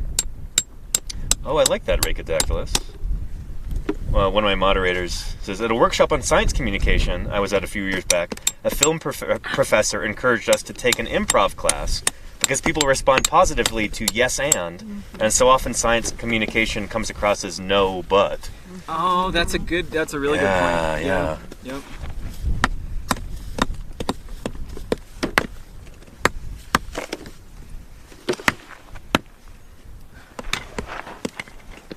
It definitely is a skill. Like, I think a lot of researchers don't necessarily appreciate how important science communication is and how much of a skill it is. It's I not agree. something that you Yeah, can just... I agree. Yeah. I think it's like I think you often hear the adage, like, if you want to really learn something, learn how to explain it to somebody else. You know what I mean? You got to know it well to be able to teach it. You don't really understand it unless you can explain it to a 5-year-old. Yeah, something like that. And Yeah. I think, honestly, we were talking earlier today about anatomical terminology, and I was like, anterior basically means front, posterior basically means back, dorsal means top, ventral means bottom, and Mandy's like, why don't you just call them those things? But it's like, science communication, you have to almost unlearn all of the science jargon that you learned, to do it. I mean, in a way, you have to like unlearn your language and go back to thinking, go back to speaking about this stuff in the way that you did, before. Or be prepared to say the science vocabulary and explain it in Exactly. terms at the same time. I think that's also, because then everyone learns at the same time. Right. I like to think I do a pretty good job of that on these streams, but could always use some improvement. Yeah. Sounds like it to me. May I have my all back, please? Yes. Thank you. Sorry to stole That's it. cool, Casey Snowart. Apparently I Turn have and a, teach exercises. That's neat. Habit of stealing Yeah. tools from people. Oh, it's okay. I'm a pen thief. Don't bring pens anywhere, because I'll take them. I realize that I'm really bad at keeping Sharpies. Yeah, they tend to get lost out They here. keep giving me Sharpies and I don't lose them. Oh, I Lose 'em in I my found bag. a black one and I threw it on my bag. If that's what you're looking for. I don't need one right now. I just Okay. realize that every time I need a Sharpie, I don't have one, and I feel like I should just carry one on me. They have a tendency to get torn up out here too with writing on jackets and Oh, everything. sure, They don't yeah. last for very long. We used to etch our jackets Oh, really? with an awl. In yeah. 3D? Yeah, yeah. Like kind of while it's still. Yeah, well, it's still hardening. Yeah. And then sometimes etch it and then like blast a little dust in it. Yeah, The so it etching fills it thing. in. Yeah. Yeah. I've done a lot of jacket art over the years, especially like with Museum of the Rockies. Somebody, and maybe it was you, did a really beautiful drawing of a ceratopsid on the jacket. Of I think it was this. Ethan a couple Oh, it years was? last Okay. year. Yeah, Yeah. yeah. I want to do some more this year. Someone also put human waste on the jacket. Yes. I was really Yeah, hesitant opening it up because I didn't want some poopy paper falling out on me. I think that was probably like we had to leave a jacket by the side of the road overnight or something. I also had to hide that from donors when that was Yep. still visible. Yeah. Because I really didn't feel like having to explain that to like people that might give the museum money. I think they probably wouldn't give the museum money if I had to explain it. Yeah. So I'm like, Dan, turn that over or put something over that. Or... Yeah, when Dan and I were opening up that jacket, I was like, Dan, why is it say human waste on the jacket? Like, That's- do they? That's why you're here, Nick. Yeah, exactly. Newbies get the Yep. human waste jacket. I was like, if something's gonna start spilling out on me, like that's disgusting. And Dan was like, I have no idea. No, Dan should have known because Ethan told us why, and it was something like that, like where it had to be left out, and they didn't want anyone to mess with it, so they came up with the most disgusting thing that they could come up with. It actually really helps with making a little mini map of where bones come from. You just write where the human waste sign is, and that's like your north.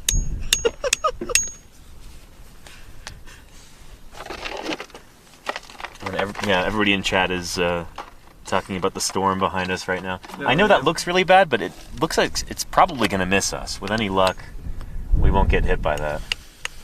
I do feel we're going to Antarctica. Light work. No, I don't want to get hit by lightning. Yeah. Yeah. Not ideal.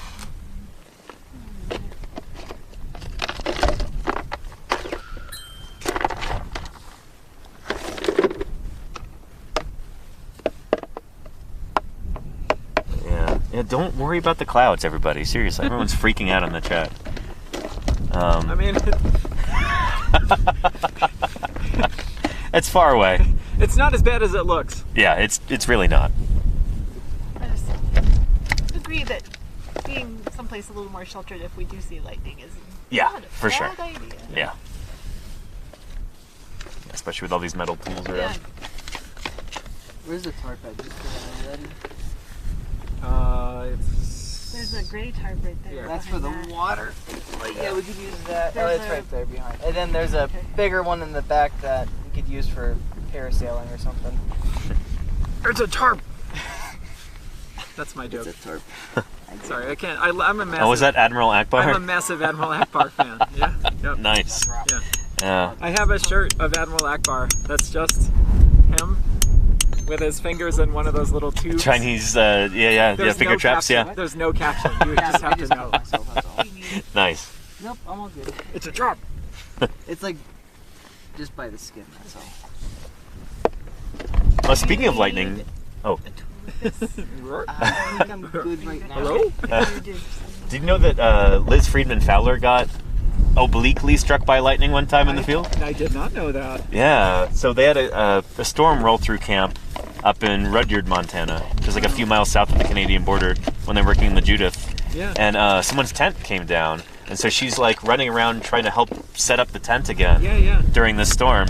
And then she's using her rock hammer to like pound a stake into the ground, and it starts singing. It's like vibrating and singing. yeah, So she throws it and like dives. Yeah. I might be exaggerating here, but that's We've heard. and just wasn't it Scott Wing that used to has had my things? grad school advisor has Yeah? a similar story of being up on the outcrop and raising the hammer about to Uh-huh. hammer into the rock and hearing the singing and running back down again. Oh man, Yeah. jeez. That's not one of ours, is it? No. Oh, that happens We're at them all. a couple times every hour, I'd say. A vehicle going by. That's right. Yeah. Yeah, we got a lot of research specimens over there today. We're still kicking it. Yeah. Are they? Yeah. Yeah. Not as bad as the past 3 days. I think maybe because you've drowned a bunch of them. No, I didn't. They did. I just wanted to give them some water because they looked thirsty. Someone says that's how Thor began his career. Oh, unironically, Mary Anning. Do you know this story? No, I don't think so. So Mary Anning, like the mother of paleontology, she's often called. She lived back in Edwardian times, I think, before. Man, do you know all the period names? Yeah. She was born 17. 38. I forget. That wouldn't be Late Edwardian 1700s. then. I should know this. I just did a big birthday stream for Mary Anning. Oh, nice. Okay. On May 21st is her birthday. Cool. But anyway, apparently she was like a very sickly child. So when she was a baby, just kind of, I don't know, lethargic and like not super responsive, and they didn't really know what was wrong with her or anything. And Until then, they tried lightning therapy. no, it wasn't even that. It's even crazier than that. There was like a family friend who was holding her at a horse race or something like that. They were outside, and then this thunderstorm rolled in, and everyone ran under this tree. The tree got struck by lightning. The woman who was holding her was killed, but she survived. She was like unconscious, and they Whoa. they ran her inside and like put her next to a fire and some warm water. And she basically like came back to life, and ever since then, And she was like a bright, precocious child. After that, it's really crazy. Developed an uncanny ability to find ichthyosaurs. Exactly. Yeah. Maybe Wow. I need to get struck by lightning. Nick, I'm not telling your parents that when we go. Yeah. I mean, it was mostly his fault. He wanted to. Mike, don't blame me. I mean, it was his idea. 1799 was when she was born, so it would have been like 1802 maybe, or no, even earlier than that. I think she really was like maybe 18 months or something when this happened. Yeah. Yeah.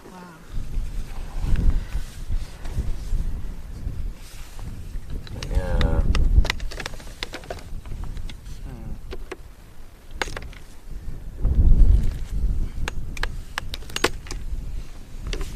Nothing over there yet. Nothing yet. No. Yeah, Lots of organic, rich mudstone. Yeah. Some gypsum in there too. I'm 100% striking out over here too. Considering this just preparation for Oh, yeah. the I know, medical that's work that's going to happen. Kind of what I'm kind of getting a feel for how the rock breaks at different Yep. levels, because this is something you sometimes forget when you haven't been in the field for a while, but like, the weathered stuff is so easy to get through, and then you get down to the unweathered stuff, and it's a totally different ballgame. You Yep. use different tools, and This stuff's really hard to get through. yeah. And then you come back the next day, and that isostatic rebound is like cracked it up just a Oh, little yeah, bit, that's and true. it's easier to work through.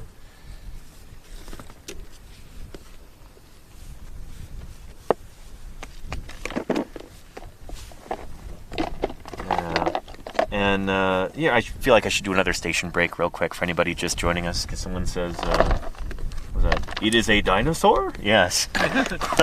We're here digging up a ceratopsian dinosaur, a horned dinosaur. Probably not too dissimilar from this guy. Pentaceratops here. This is the closest skeletal. I could only see the hadrosaur. You can only see the Gryposaurus on the back. Like, that's not a ceratopsian. What are you talking about, Danny? Yeah. But yeah, similar to this guy, we've got this bone, the parietal with the big hole in it, right here. And so in order to be able to safely excavate this, we've got to clear away this rock first and do it slowly by hand, because there could be bone in there too. So that's what we're working on right now. And yeah. If it's your first time here, welcome. This channel is called Paleontologizing. My name is Danny Anduza. I'm here with Nick Hornichik and Mandi Lamanna and Matt Lamanna. It is Mandi Lamanna, right? I kept my last name Lyon, but I'll take whatever I get. So Mandi Lyon? Uh-huh. All right. Yeah. Mandi Lyon. Thank you. I'm glad I asked. Yeah.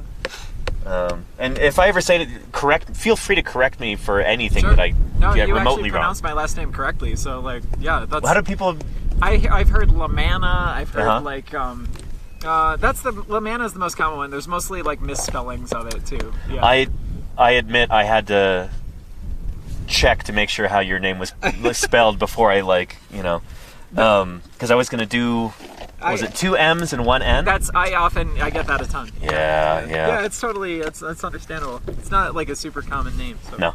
Not as bad as how many people mispronounce my last name. Yeah. Yeah, so are you Hornacek or Hornacek? It's Hornachak. That's what I thought. Hornachak. Okay. But, I mean, growing up, I got horny sack, Yeah. horny cock, hornick, Yeah. but mainly Hornasack is the common one. Horny sack. Yeah, or Hornacack.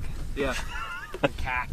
It's just Polish people. C-H-A-K, but it's no H. Yeah, just I mean, C-H. I thought my default was Chak. Yeah. Yeah.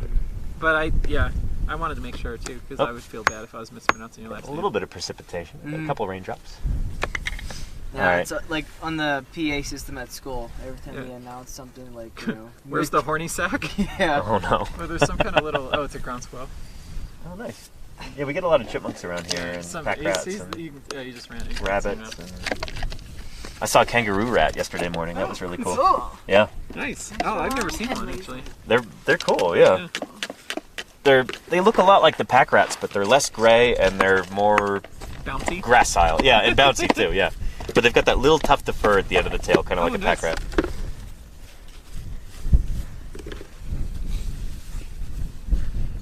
I will say it probably does look dangerous, but the weather is just so gorgeous today. It really is. Yeah. Like if we were inside looking out a window. Perfect for field work. Yeah.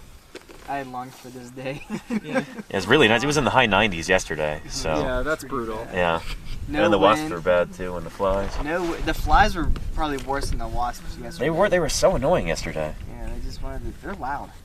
Yeah. They just want to go up in your face. So maybe Yeah. a mosquito net is not a bad thing to have brought. I have a fly veil from fieldwork in Australia. They're bush flies in Queensland. Oh They boy. lay their eggs in cow poop, and they come out en masse in any time, basically. They're looking for any source of moisture at all, because it's pretty dry. And yeah, so they get in your mouth, they fly into your eyes. Like, remember one time I was trying to do, it was something like this, I was trying to, like, it wasn't a live stream, but like an interview for something, and I'm sitting there trying to talk, and a fly flew right in my mouth. Oh man. Have you dealt with any bot flies in South America? No, because we're too far south. I don't know if they're in elsewhere in South America, but they're in Montana. Oh, really? Interesting. Yeah. Okay. well, yeah. that's cool. No, we really don't have in Patagonia. We don't have very much in the way of like dangerous wildlife. Like not, I mean, I'm trying to think if there's any venomous snakes. If there are, I don't know of any. Australia is a different story that way, though. It's it's every year somebody would find a king brown snake. It's one of I don't remember where it ranks on the top 10, most venomous, but it's up there somewhere. But that's a magical place to do field work. I mean, you're digging up new dinosaur species, and kangaroos are bouncing by. No joke. That's pretty darn cool. Yeah. Oh man.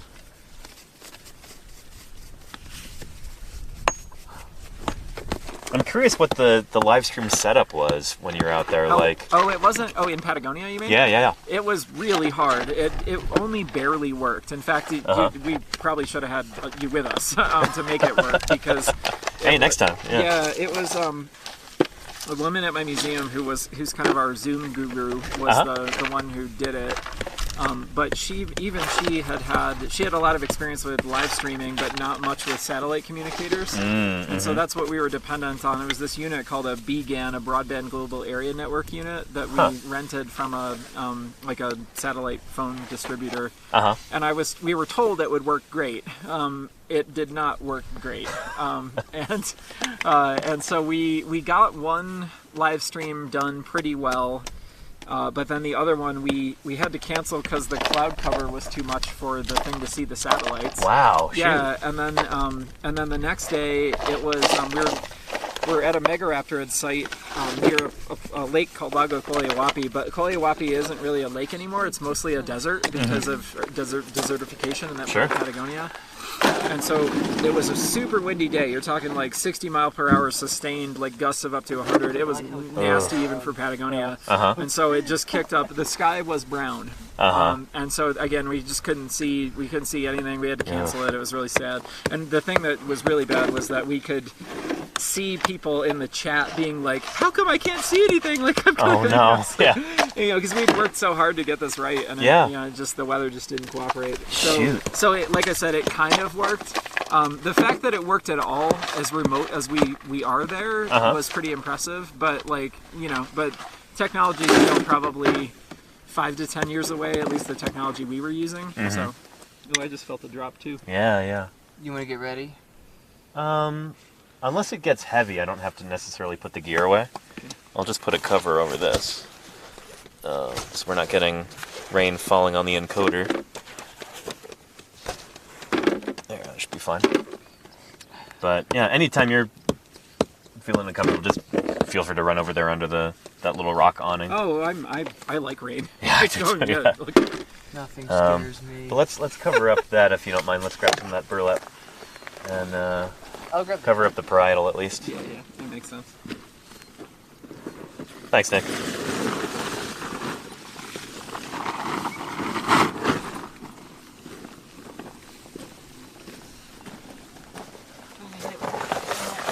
All right, so say goodbye to the parietal, everybody, for now. Yeah, let's put some cushioning on it. I'm glad we got that nice and glued, all that loose stuff up top. There we go. Nice.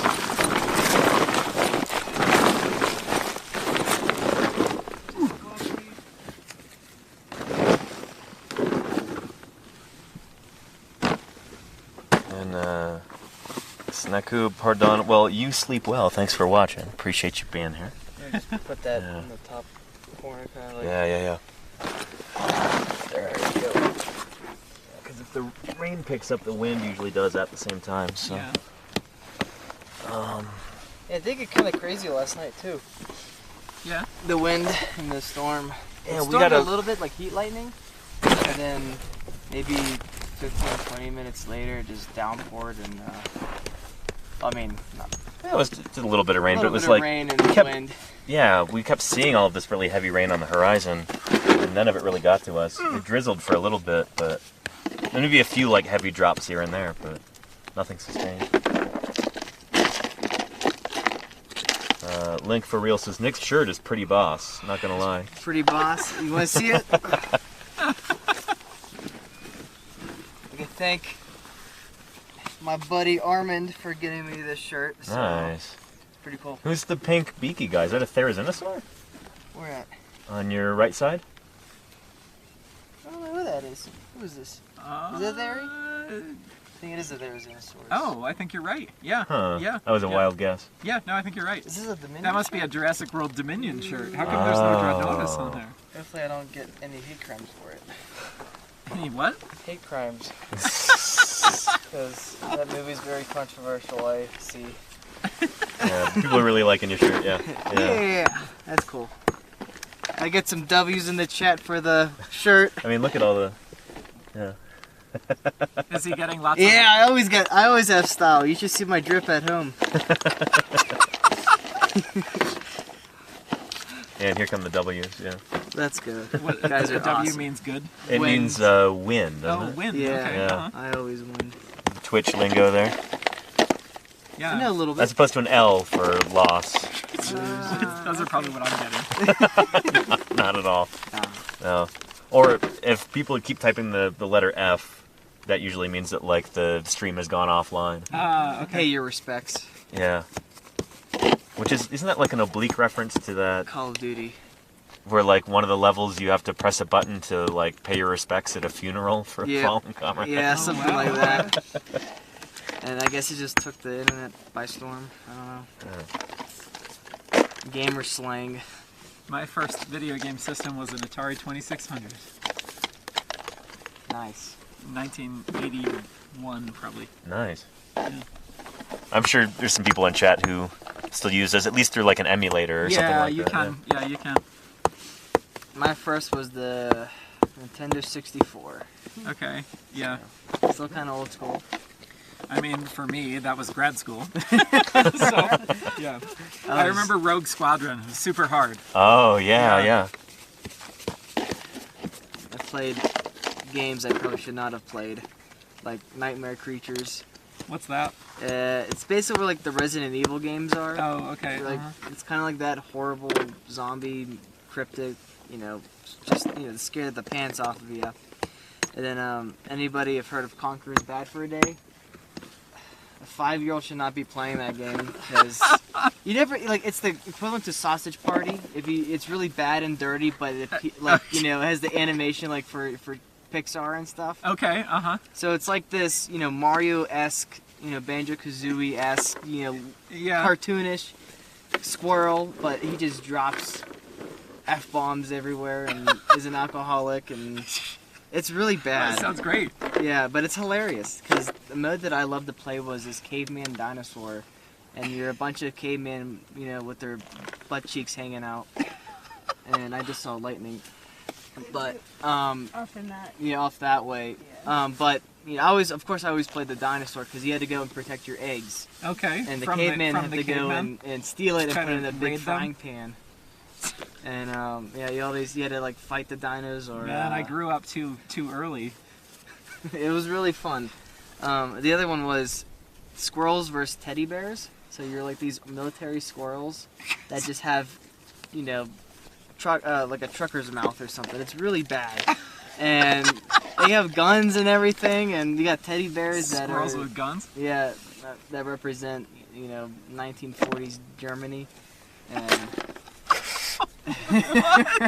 Colin's in the chat right now, and he says, this discussion of games is helping me understand Nick's personality a little bit better. yeah, hopefully. I mean, maybe this explains a lot, but it was really fun. How you doing, Colin? It's good to not see you. Having the innocence of a child just playing something like that, you're like, I don't know, but it stuck with me, and it was just really fun, because they kept trying to get the bazooka, which was really hard to get, and then the evil teddy bear was like the hardest difficult. There was no difficulty setting, it was just the hardest thing to fight. Maybe I was bad, Nope. but yeah, that's about Private number. Nope. My niece Julia has Grand Theft Auto. I believe it's 4. it. Yeah, Yeah, and it's bad. it's just ridiculous the stuff that you can do in that. Like, video games have changed a lot from when I was a kid. Let's Yeah. just say. Yeah. Earlier this year, I taught my grandfather how to play Grand Theft Auto 5.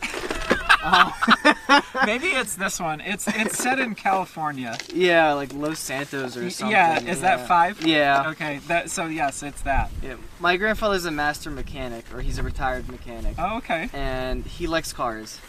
And my uncle gave him his old Xbox, I guess for us to play, but he had just gave him all his games on there, and Grand Theft Auto was one of them. And he just says he doesn't know what to do, and all he does is punch people and get in cars. Yeah, But he doesn't know how to drive. honestly, that's like the extent of it that I understand too. But he wanted to know how to drive a car, so Oh, okay. I taught him how to drive a car and how to properly do it, and he was doing well. Then he decided that the sidewalk was wide enough, Yeah, and then ran over a bunch of people. Yeah. Yeah, my brother calls it driving and killing. Yep. The game driving and killing. It's probably the most Just seeing a little smirk Apt on his description of what it is. Yeah. Got a little far off from there. face. A little far. It's good. Yeah, I was just saying this It's is a probably video the game. longest discussion of Yeah. video games there's ever been on my channel. Yeah, my bad, my bad. No, it's okay. It's Well, okay. I'm probably Yeah. contributing too. But it's just funny. I don't know. Seeing the little smirk on his face. Your grandpa? Yeah. Yeah. Yeah. Yeah. It's like. Because the sidewalk's wide enough. Yeah, and Mandy's like, you're laughing a little bit too enthusiastically as you play this. Yeah. Like, not sure I married somebody with mental stability. Come on, Bones. This feels like fishing when the fish aren't biting. I know all about that. Yeah, me too. Well, yeah. No, you go in, you reel in, or you cast out, and then you reel in a bass, or a trout. I did have an unusual amount of luck that day. That was crazy. Yeah. And I don't know what happened to all the carp. You usually get to see them like bull sharks or something. They're just so big and fat that their dorsal fins will just Carp appear. in that pond? Yeah. Really? Mm-hmm. Dude, I don't know were where you they there all when went. I was saying the huge one that we saw yesterday? Yeah. Yeah. Yeah. In Flaming Gorge Reservoir. Yeah, that Yep. thing. I mean, Mandy again, jumped that's like freaking Ogopogo or something. You know, like I swear that's how Lake Monster stories get started because this thing was gigantic. like again, like the width of my leg. Are they native to there, or are they No, introduced? they're common carp. They're European. European carp. Okay, yeah. Yeah. They're everywhere in North America. I mean, and They can be really noisy, too. They're in New Zealand, Australia, all Yeah. over. Yeah. When I was staying with Ethan before we came out to the field last summer, there was this little like marshy area in Salt Lake City, and I just heard this really loud splashing. Yeah. And I walked over, and there's just like 50, not 50, but there were at least 10 Yeah. of carp these carp and spawning. just They're spawning. splashing Yeah. around all over the Yeah, place. that's a carp spawn, and yeah. Yeah, they're annoying when they're in like kind of the heat of that. They spook all the other fish because they're so big and they're moving around so vigorously. Is that over by the Dell site where they just closed? Kind of where that It's probably past a it. little Yeah. past that? Yeah. I was about to say if they were there, they're just getting absolutely poured. I think it's a lot further. Yeah. Pretty Yeah. far. No, I remember when they were there seeing clouds kind of in the same spot and wondering if they were getting hit, and then hearing later in the day that they didn't get any rain at all. So yeah, and I don't know. One of the questions that I get frequently too is when there's weather on the horizon, like, oh, the rain probably helps you dig the fossils, right? Oh, it makes them rock softer or something? I guess it could, but most of the time, if we have bone exposed at the surface, it's a bad thing to get water on it. Yeah. So Water helps clear the matrix off the bone in the lab. yeah. Yeah. That's about it. Thank you, Dan.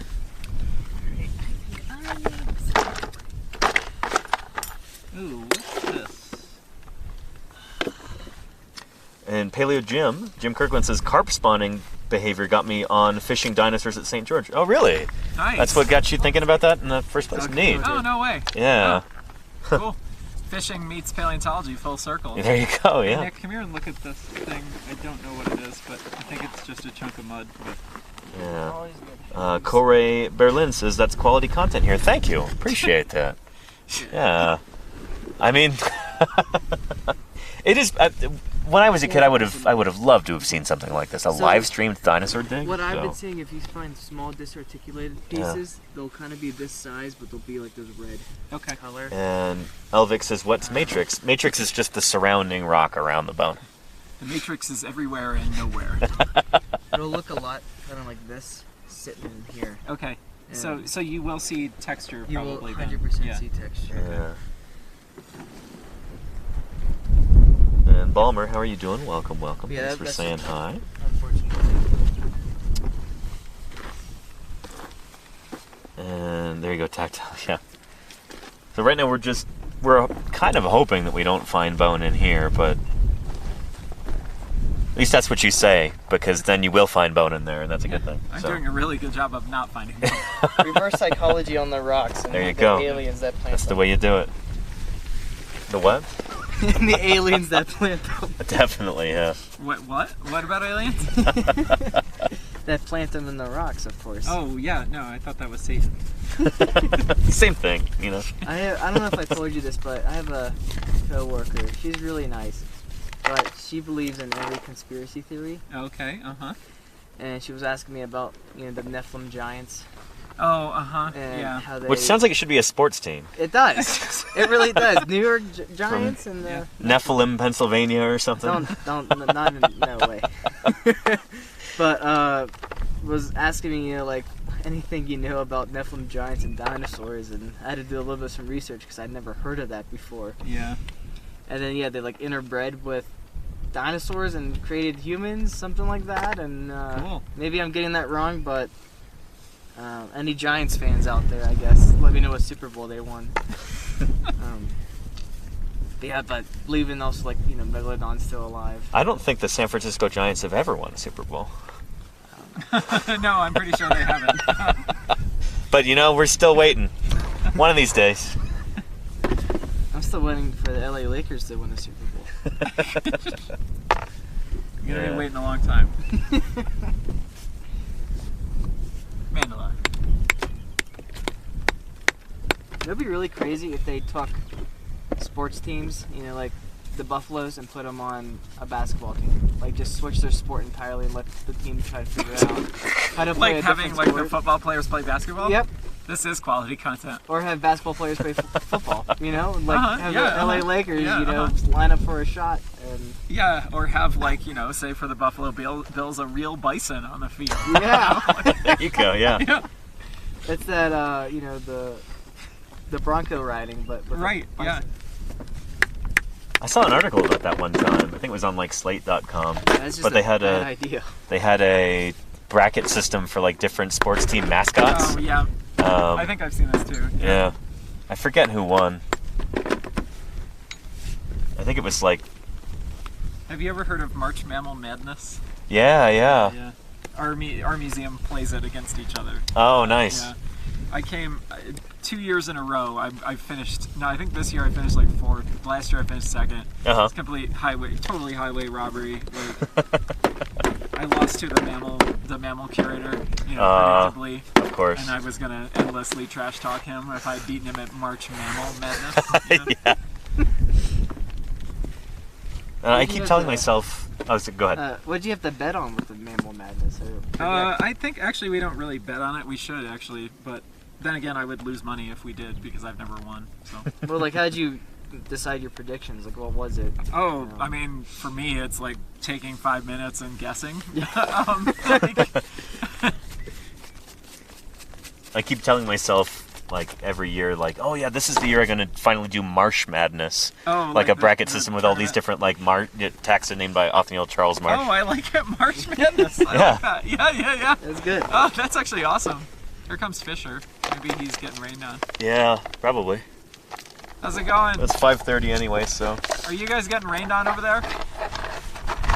I can't hear you. It would be really embarrassing if a Cope taxon won Marsh Madness, but might happen one of these years. March Madness. That's pretty great. We should do that. Yeah, I would play. Brontosaurus would be a 1 seed.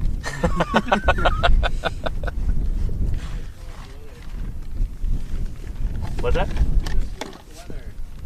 A little wet. I mean, so far, yeah. I would say- Maddie was looking at the radar. She can tell you. I would say mildly Mandy. concerned would be Yeah. a way to describe I'm a ours. little bit more concerned that we don't have enough seats in that vehicle to get all of us Yeah. back to camp. Mm-hmm. So I might have to ride in the trunk. Or Oh, strap I- someone on top. Or there's a bull bar on the front. I can kind of I can ride. How far is the camp? Pretty far. It's a number of miles. Yeah. More than one, fewer than When a Cole billion. and I tried walking it, we got about halfway. Oh, really? Yeah. Halfway to camp? Uh huh. Oh, you guys were No, halfway down this guys are road. Halfway down the you're hill. half a mile. We got about halfway to where? There you go. Halfway Yeah. on Yeah. this road, basically a little bit past the intersection going to the Dell site. Nick, did you work at the Dell site too? No, I was here, and then the day I was sick, I went to the Lex site. Which is Lux site? The Lex site is the one walking distance from camp. It's the, Gotcha. the Hadrosaur mummy. Yeah. Or the skin impression. Yep. Which some of your loyal fans should remember. Oh, Gamer Tragic has got an emote.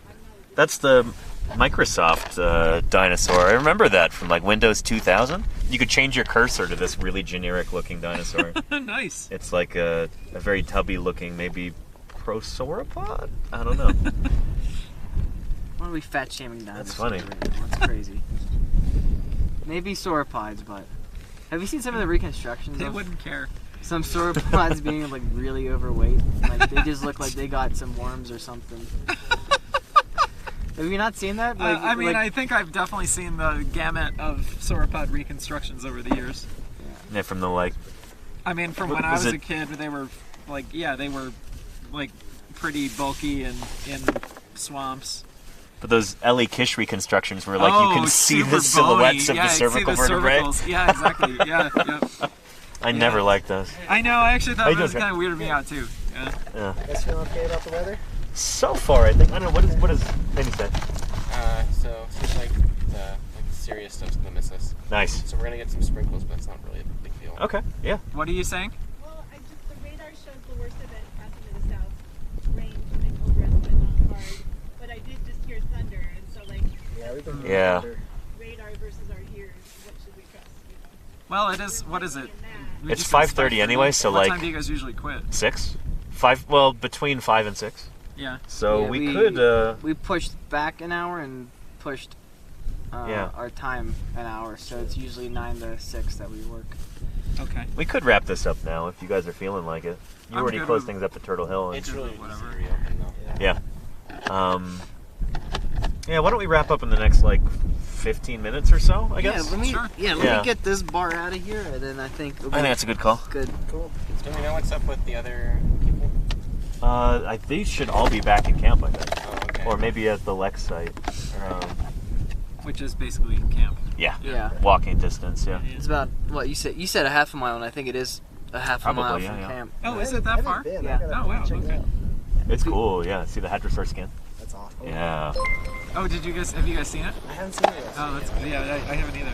All right, let's But go check it yeah, out. Get that. Matt, I've Yeah. been stationed here for the Yeah. entirety of the trip, Oh wow. Well, it's. which is cool. I don't mind it. I actually like it. I hope I. I mean, I think you can. Saya, move if you want to. thank you for the raid. Welcome to But- Paleontologizing. But you, I don't want to move. I mean, I I think know there's something to be said. you know the site Getting now. You know what I mean. familiar You're with I the clearly feel like- good at working at For it. sure, So yeah. why I not? feel like my I've been lucky to be able to bounce around mentors to have all the left sites me so in far, but charge this is of the one I've spent Yeah, the most time the on. leadership. No, I guess combined over Yeah, I 3 feel years. like Yeah. I know a little bit what's going on here, and I have Yeah. confidence in myself. I know my stuff. Yeah. So, No, you're. I mean, I'm We'll hang out. we can hike asking around. you when I have something Yeah. that I think is Which fun. is- So Great. I feel so good about myself. It's Yeah, like say hi walking to in the the street. Walmart. Yeah. it's like what? Everybody, this is Tren Walking in here the Walmart to boost Uh, my ego. from Salt Lake, Yeah, right? Right. You just Nice, walk into Walmart. yeah. Nice. I made Colin Cool. laugh because Alright. I did that. We did a Walmart run. Oh, and Fisher, do you want to say? Have you been on and I was stream like, yet? I was Colin, on stream yesterday, I feel very so briefly. dirty. Yeah, here's Fisher again. I don't want to like stand Yeah. Yeah. in Walmart. Everybody it's loves just, Fisher. Like, I'm gonna Nobody's- fit right in with these nobody's gonna people, care. and Yeah, then yeah. as soon as we walked They out, we better, saw 'cause the they're gonna be like, stuck with me really most of the people. summer. So. And I looked Yeah. at Colin and said, "Okay, I feel Billings bad." Bowl, he Rest lost of it. It was June. pretty funny. Oh, And then he told that to and Glenn, and Glenn hi lost Trent, it. this is his mom. Oh, Oh, nice. nice. She's got a cool username too. Hershey Kisses with an Kisses? I. Yeah, nice. Yeah, Hello. yeah. Good to see you. I'm alive. He's alive and well. We're taking good care of him. What cool stuff did you find at Turtle Hill today? We dug out maybe some teeth. We think some like big. We're hoping it's big croc teeth. Could Yeah. be just some shells. I don't know. But yeah, that's the coolest thing. Yeah. Saw was a tooth. Sure. Yeah. Yeah. Cool. If it's So- one of the same things you're talking about. Yeah. There's a chance it might be a Deinosuchus tooth, which would be super awesome. Everybody loves Deinosuchus, so yeah. Except the hadrosaurs that got dragged into the water. Exactly. Yeah. And get ripped to Alright. shreds. Yep. Get death rolled. Yeah. Can you imagine? How much did Deinosuchus weigh, or estimate? did it weigh? Mom says glad he's alive still. How much a Deinosuchus weigh? Yeah, or estimated. Good question. I think that they kind of are they've downsized it, over the years. But I would say, it's probably 30 feet, maybe something like that. Which is bigger than the biggest saltwater crocs today, right? Biggest salties are in the 20s somewhere. Huh. 23, 20, something like that. Which I guess I already know the answer to this question, but you guys have a Deinosuchus vertebra. We have the holotype of the Deinosuchus hatcheri, yeah, but it's a very poor holotype. It's a few vertebrae and a lot of scutes, and that's basically it. A couple it. ribs, yeah. Why isn't there like a cast reconstruction of it on display? Is it because it's too money. big? Oh, money. Well, money mostly. I mean, I could buy one from Rob Gaston, but he, I don't have $50,000 just lying around, so, Okay, never mind. Yeah. I was just You curious. hold a bake sale. Yeah, exactly.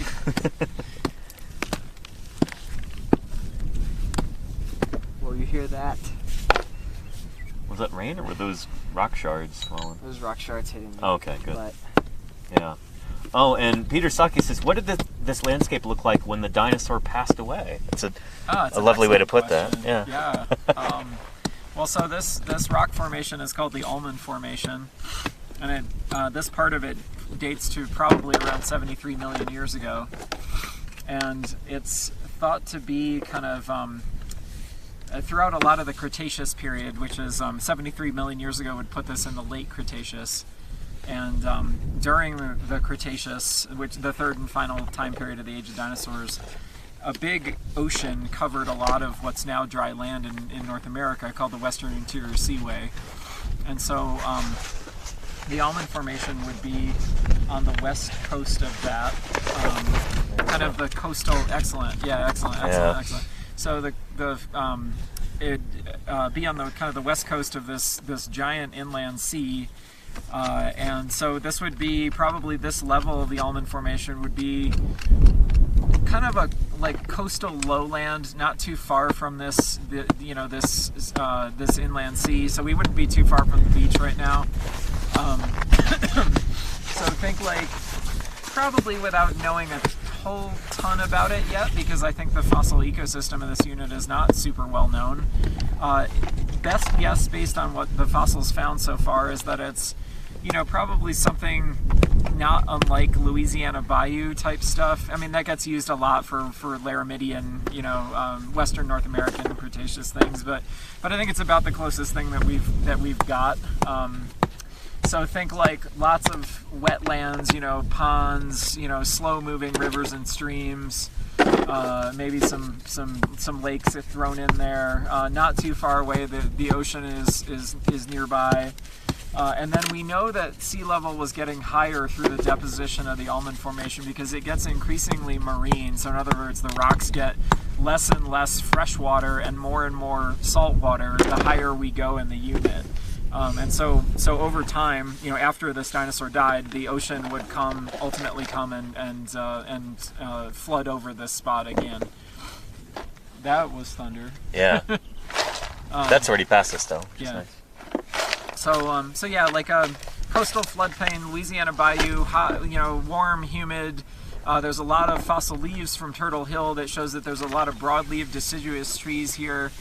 So things like, that would look like a sycamore or, other eastern U.S. forest trees. Jim says poplars and laurels. Okay. Yeah. Cool. So it's still, I would say we're still learning, but that's the general, probably the general setting from in kind of a very broad way. See, chat, I know what I was talking about. I said the same thing, like Louisiana Bayou, Mississippi Delta. That's been just a constant refrain. One of these days I should actually go to Louisiana Bayou to make sure it looks like what I think it looks like. Because, And then you could say that you time traveled. I did, yeah, I could. Yep. Yeah. Yeah, great explanation. I mean, it wasn't my best work, but I'll take it. Off the cuff, that's good.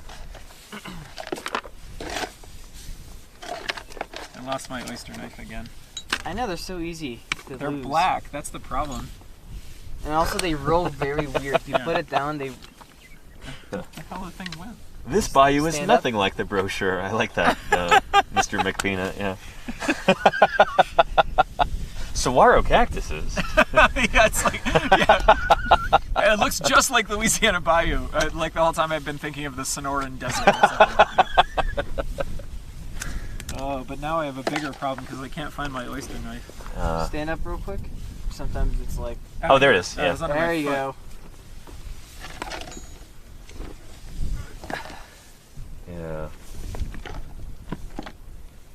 And so it being an inland sea, what happened to the salt? I mean, it went away. I don't know. Yeah. Well, I mean, ultimately this inland sea would drain away by the, around the end of the Cretaceous. But not so much like in a pool where like all the salt would accumulate. Right. It's more like the seaway just kind of recedes over time.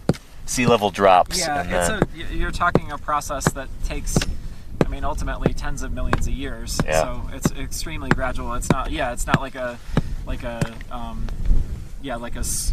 ephemeral lake in a dry climate drying up and then the salt deposits being,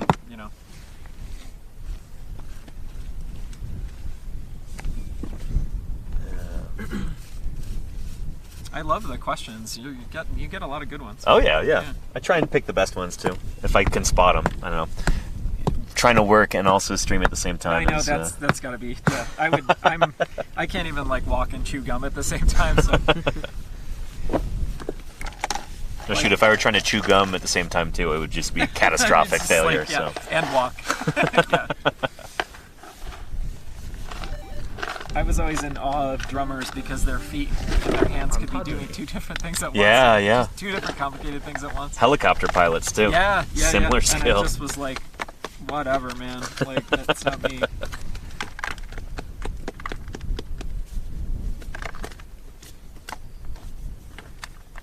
Yeah, and does the salt help with preserving? So we're not really talking about salt here. This is a freshwater environment. Yeah. It's saltier. The rocks, the environment would have been more saltwater higher up in the rock section. Yeah. So after this animal died. So later in time. Because in a sequence of undisturbed rocks, the oldest rocks are on the bottom and the youngest ones are on the top. So as we go up the hill, we're going forward in time, so to speak. In terms of the time intervals that are represented. So the top of the Almond Formation might be something like 71 million years ago. So it encompasses, a few million years of time, and these changes happen over that time scale very, very slowly.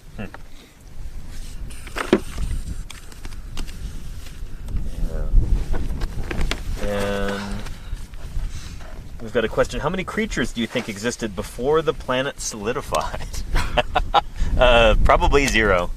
During the Hadean Eon, probably not a whole lot of life on Earth at that point. I think the oldest known life is Archean, probably, right? So coming up on like 4 billion or something like that. I think it's approximately 4 billion. But for any of the paleontologists, and we know there are several in the watching, if you guys have any information that contradicts that, feel free to say so. But. So there wouldn't be life before the solidification of Earth. I mean, we know that certain microbes can live in extremely unusual environments, but yeah, molten rock is, as far as we know, not one of them. Yeah. When was the oxygen catastrophe? Was that? I don't know if it was a catastrophe. Well, that's what it was. People always talk about that, but it would have been extremely gradual, right? I think so. I don't know a ton about it. You're talking about like when the banded Great iron Oxygenation formations Event? formed. Yeah, the Great Oxygen. Like banded iron formations. Yeah. I don't know a ton about it, to be honest. I think it took like hundreds of millions of years. Yeah, I've heard some people say like, "Oh, that should be the first great extinction," but like, but I guess it happened so gradually that I doubt anybody really, got wiped out. There's a bunch of cyanobacteria in the water. Yeah. And rusting. But I don't know. It just came to mind. Anyhow, I ought to wrap up this stream because I just realized Fisher and I are supposed to cook dinner. And, Yep, and I just got done here, so we'll Excellent. wrap up. Right, and I'm supposed to drink beer. So. Hopefully excellent. It's not warm. So. Oh, it's not. Oh. Oh, cold today? Oh man, I almost Yeah. wish it were a hot day. It would make it that, all the Yeah, more I know it's the greater ice, contrast. The ice isn't gonna last super long either, so I couldn't get block ice. That's my favorite. Yeah. There's only like a few places in town where you That can have get it, apparently. Yeah. All right, chat. Enjoy this last fit check. Look how nice this is. There you go. Beautiful fit. Yeah. Beautiful design. Alrighty, I'm Yeah. outta here. 10 out of 10. All right. So let me go wrap this up. But thank you very much, Matt. Yeah, my pleasure. Yeah. Bye, guys. Thanks for Yeah. hanging out. Hope you enjoyed hanging out with us. Thank you, Nick. Thank you. And thank you, Mandy. She's down there. Let me go wrap this up. Everybody, thank you so much for being here today. We're going to find someone else to raid into. Hopefully somebody doing some science or something. So let's figure that out right now. Open up the Twitch app here and see who else is on. Let's see.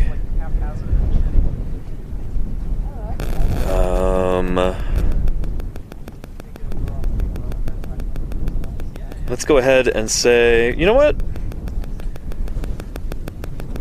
Felicia Day is on right now. Maybe we'll go say hello to her. Just followed recently. And yeah, I know her from Dr. Horrible's sing-along blog. We've never raided into her before. So let's go do that. That'll be fun.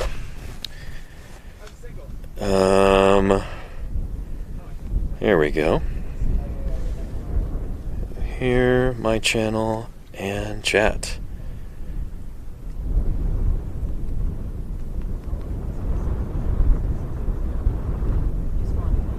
There we go. Excellent. Thank you, everybody, for being here. Thank you for your enthusiasm. Thank you for your questions. Thank you for your viewership. Thank you for your kind words. And thank you for your financial support, too. Those of you who have helped me be here, couldn't do this without you. I would not be out here were it not for that financial support. So thank you for making all of this possible in the first place. Not just supporting this channel, but also helping fund this fieldwork. I'm deeply grateful for that, and I'm really excited to be bringing you more of these fieldwork streams as the month continues. We're going to be streaming, hopefully, pretty much every day till the end of June. So you'll be able to monitor our progress here, see which dinosaurs we're digging, all that good stuff.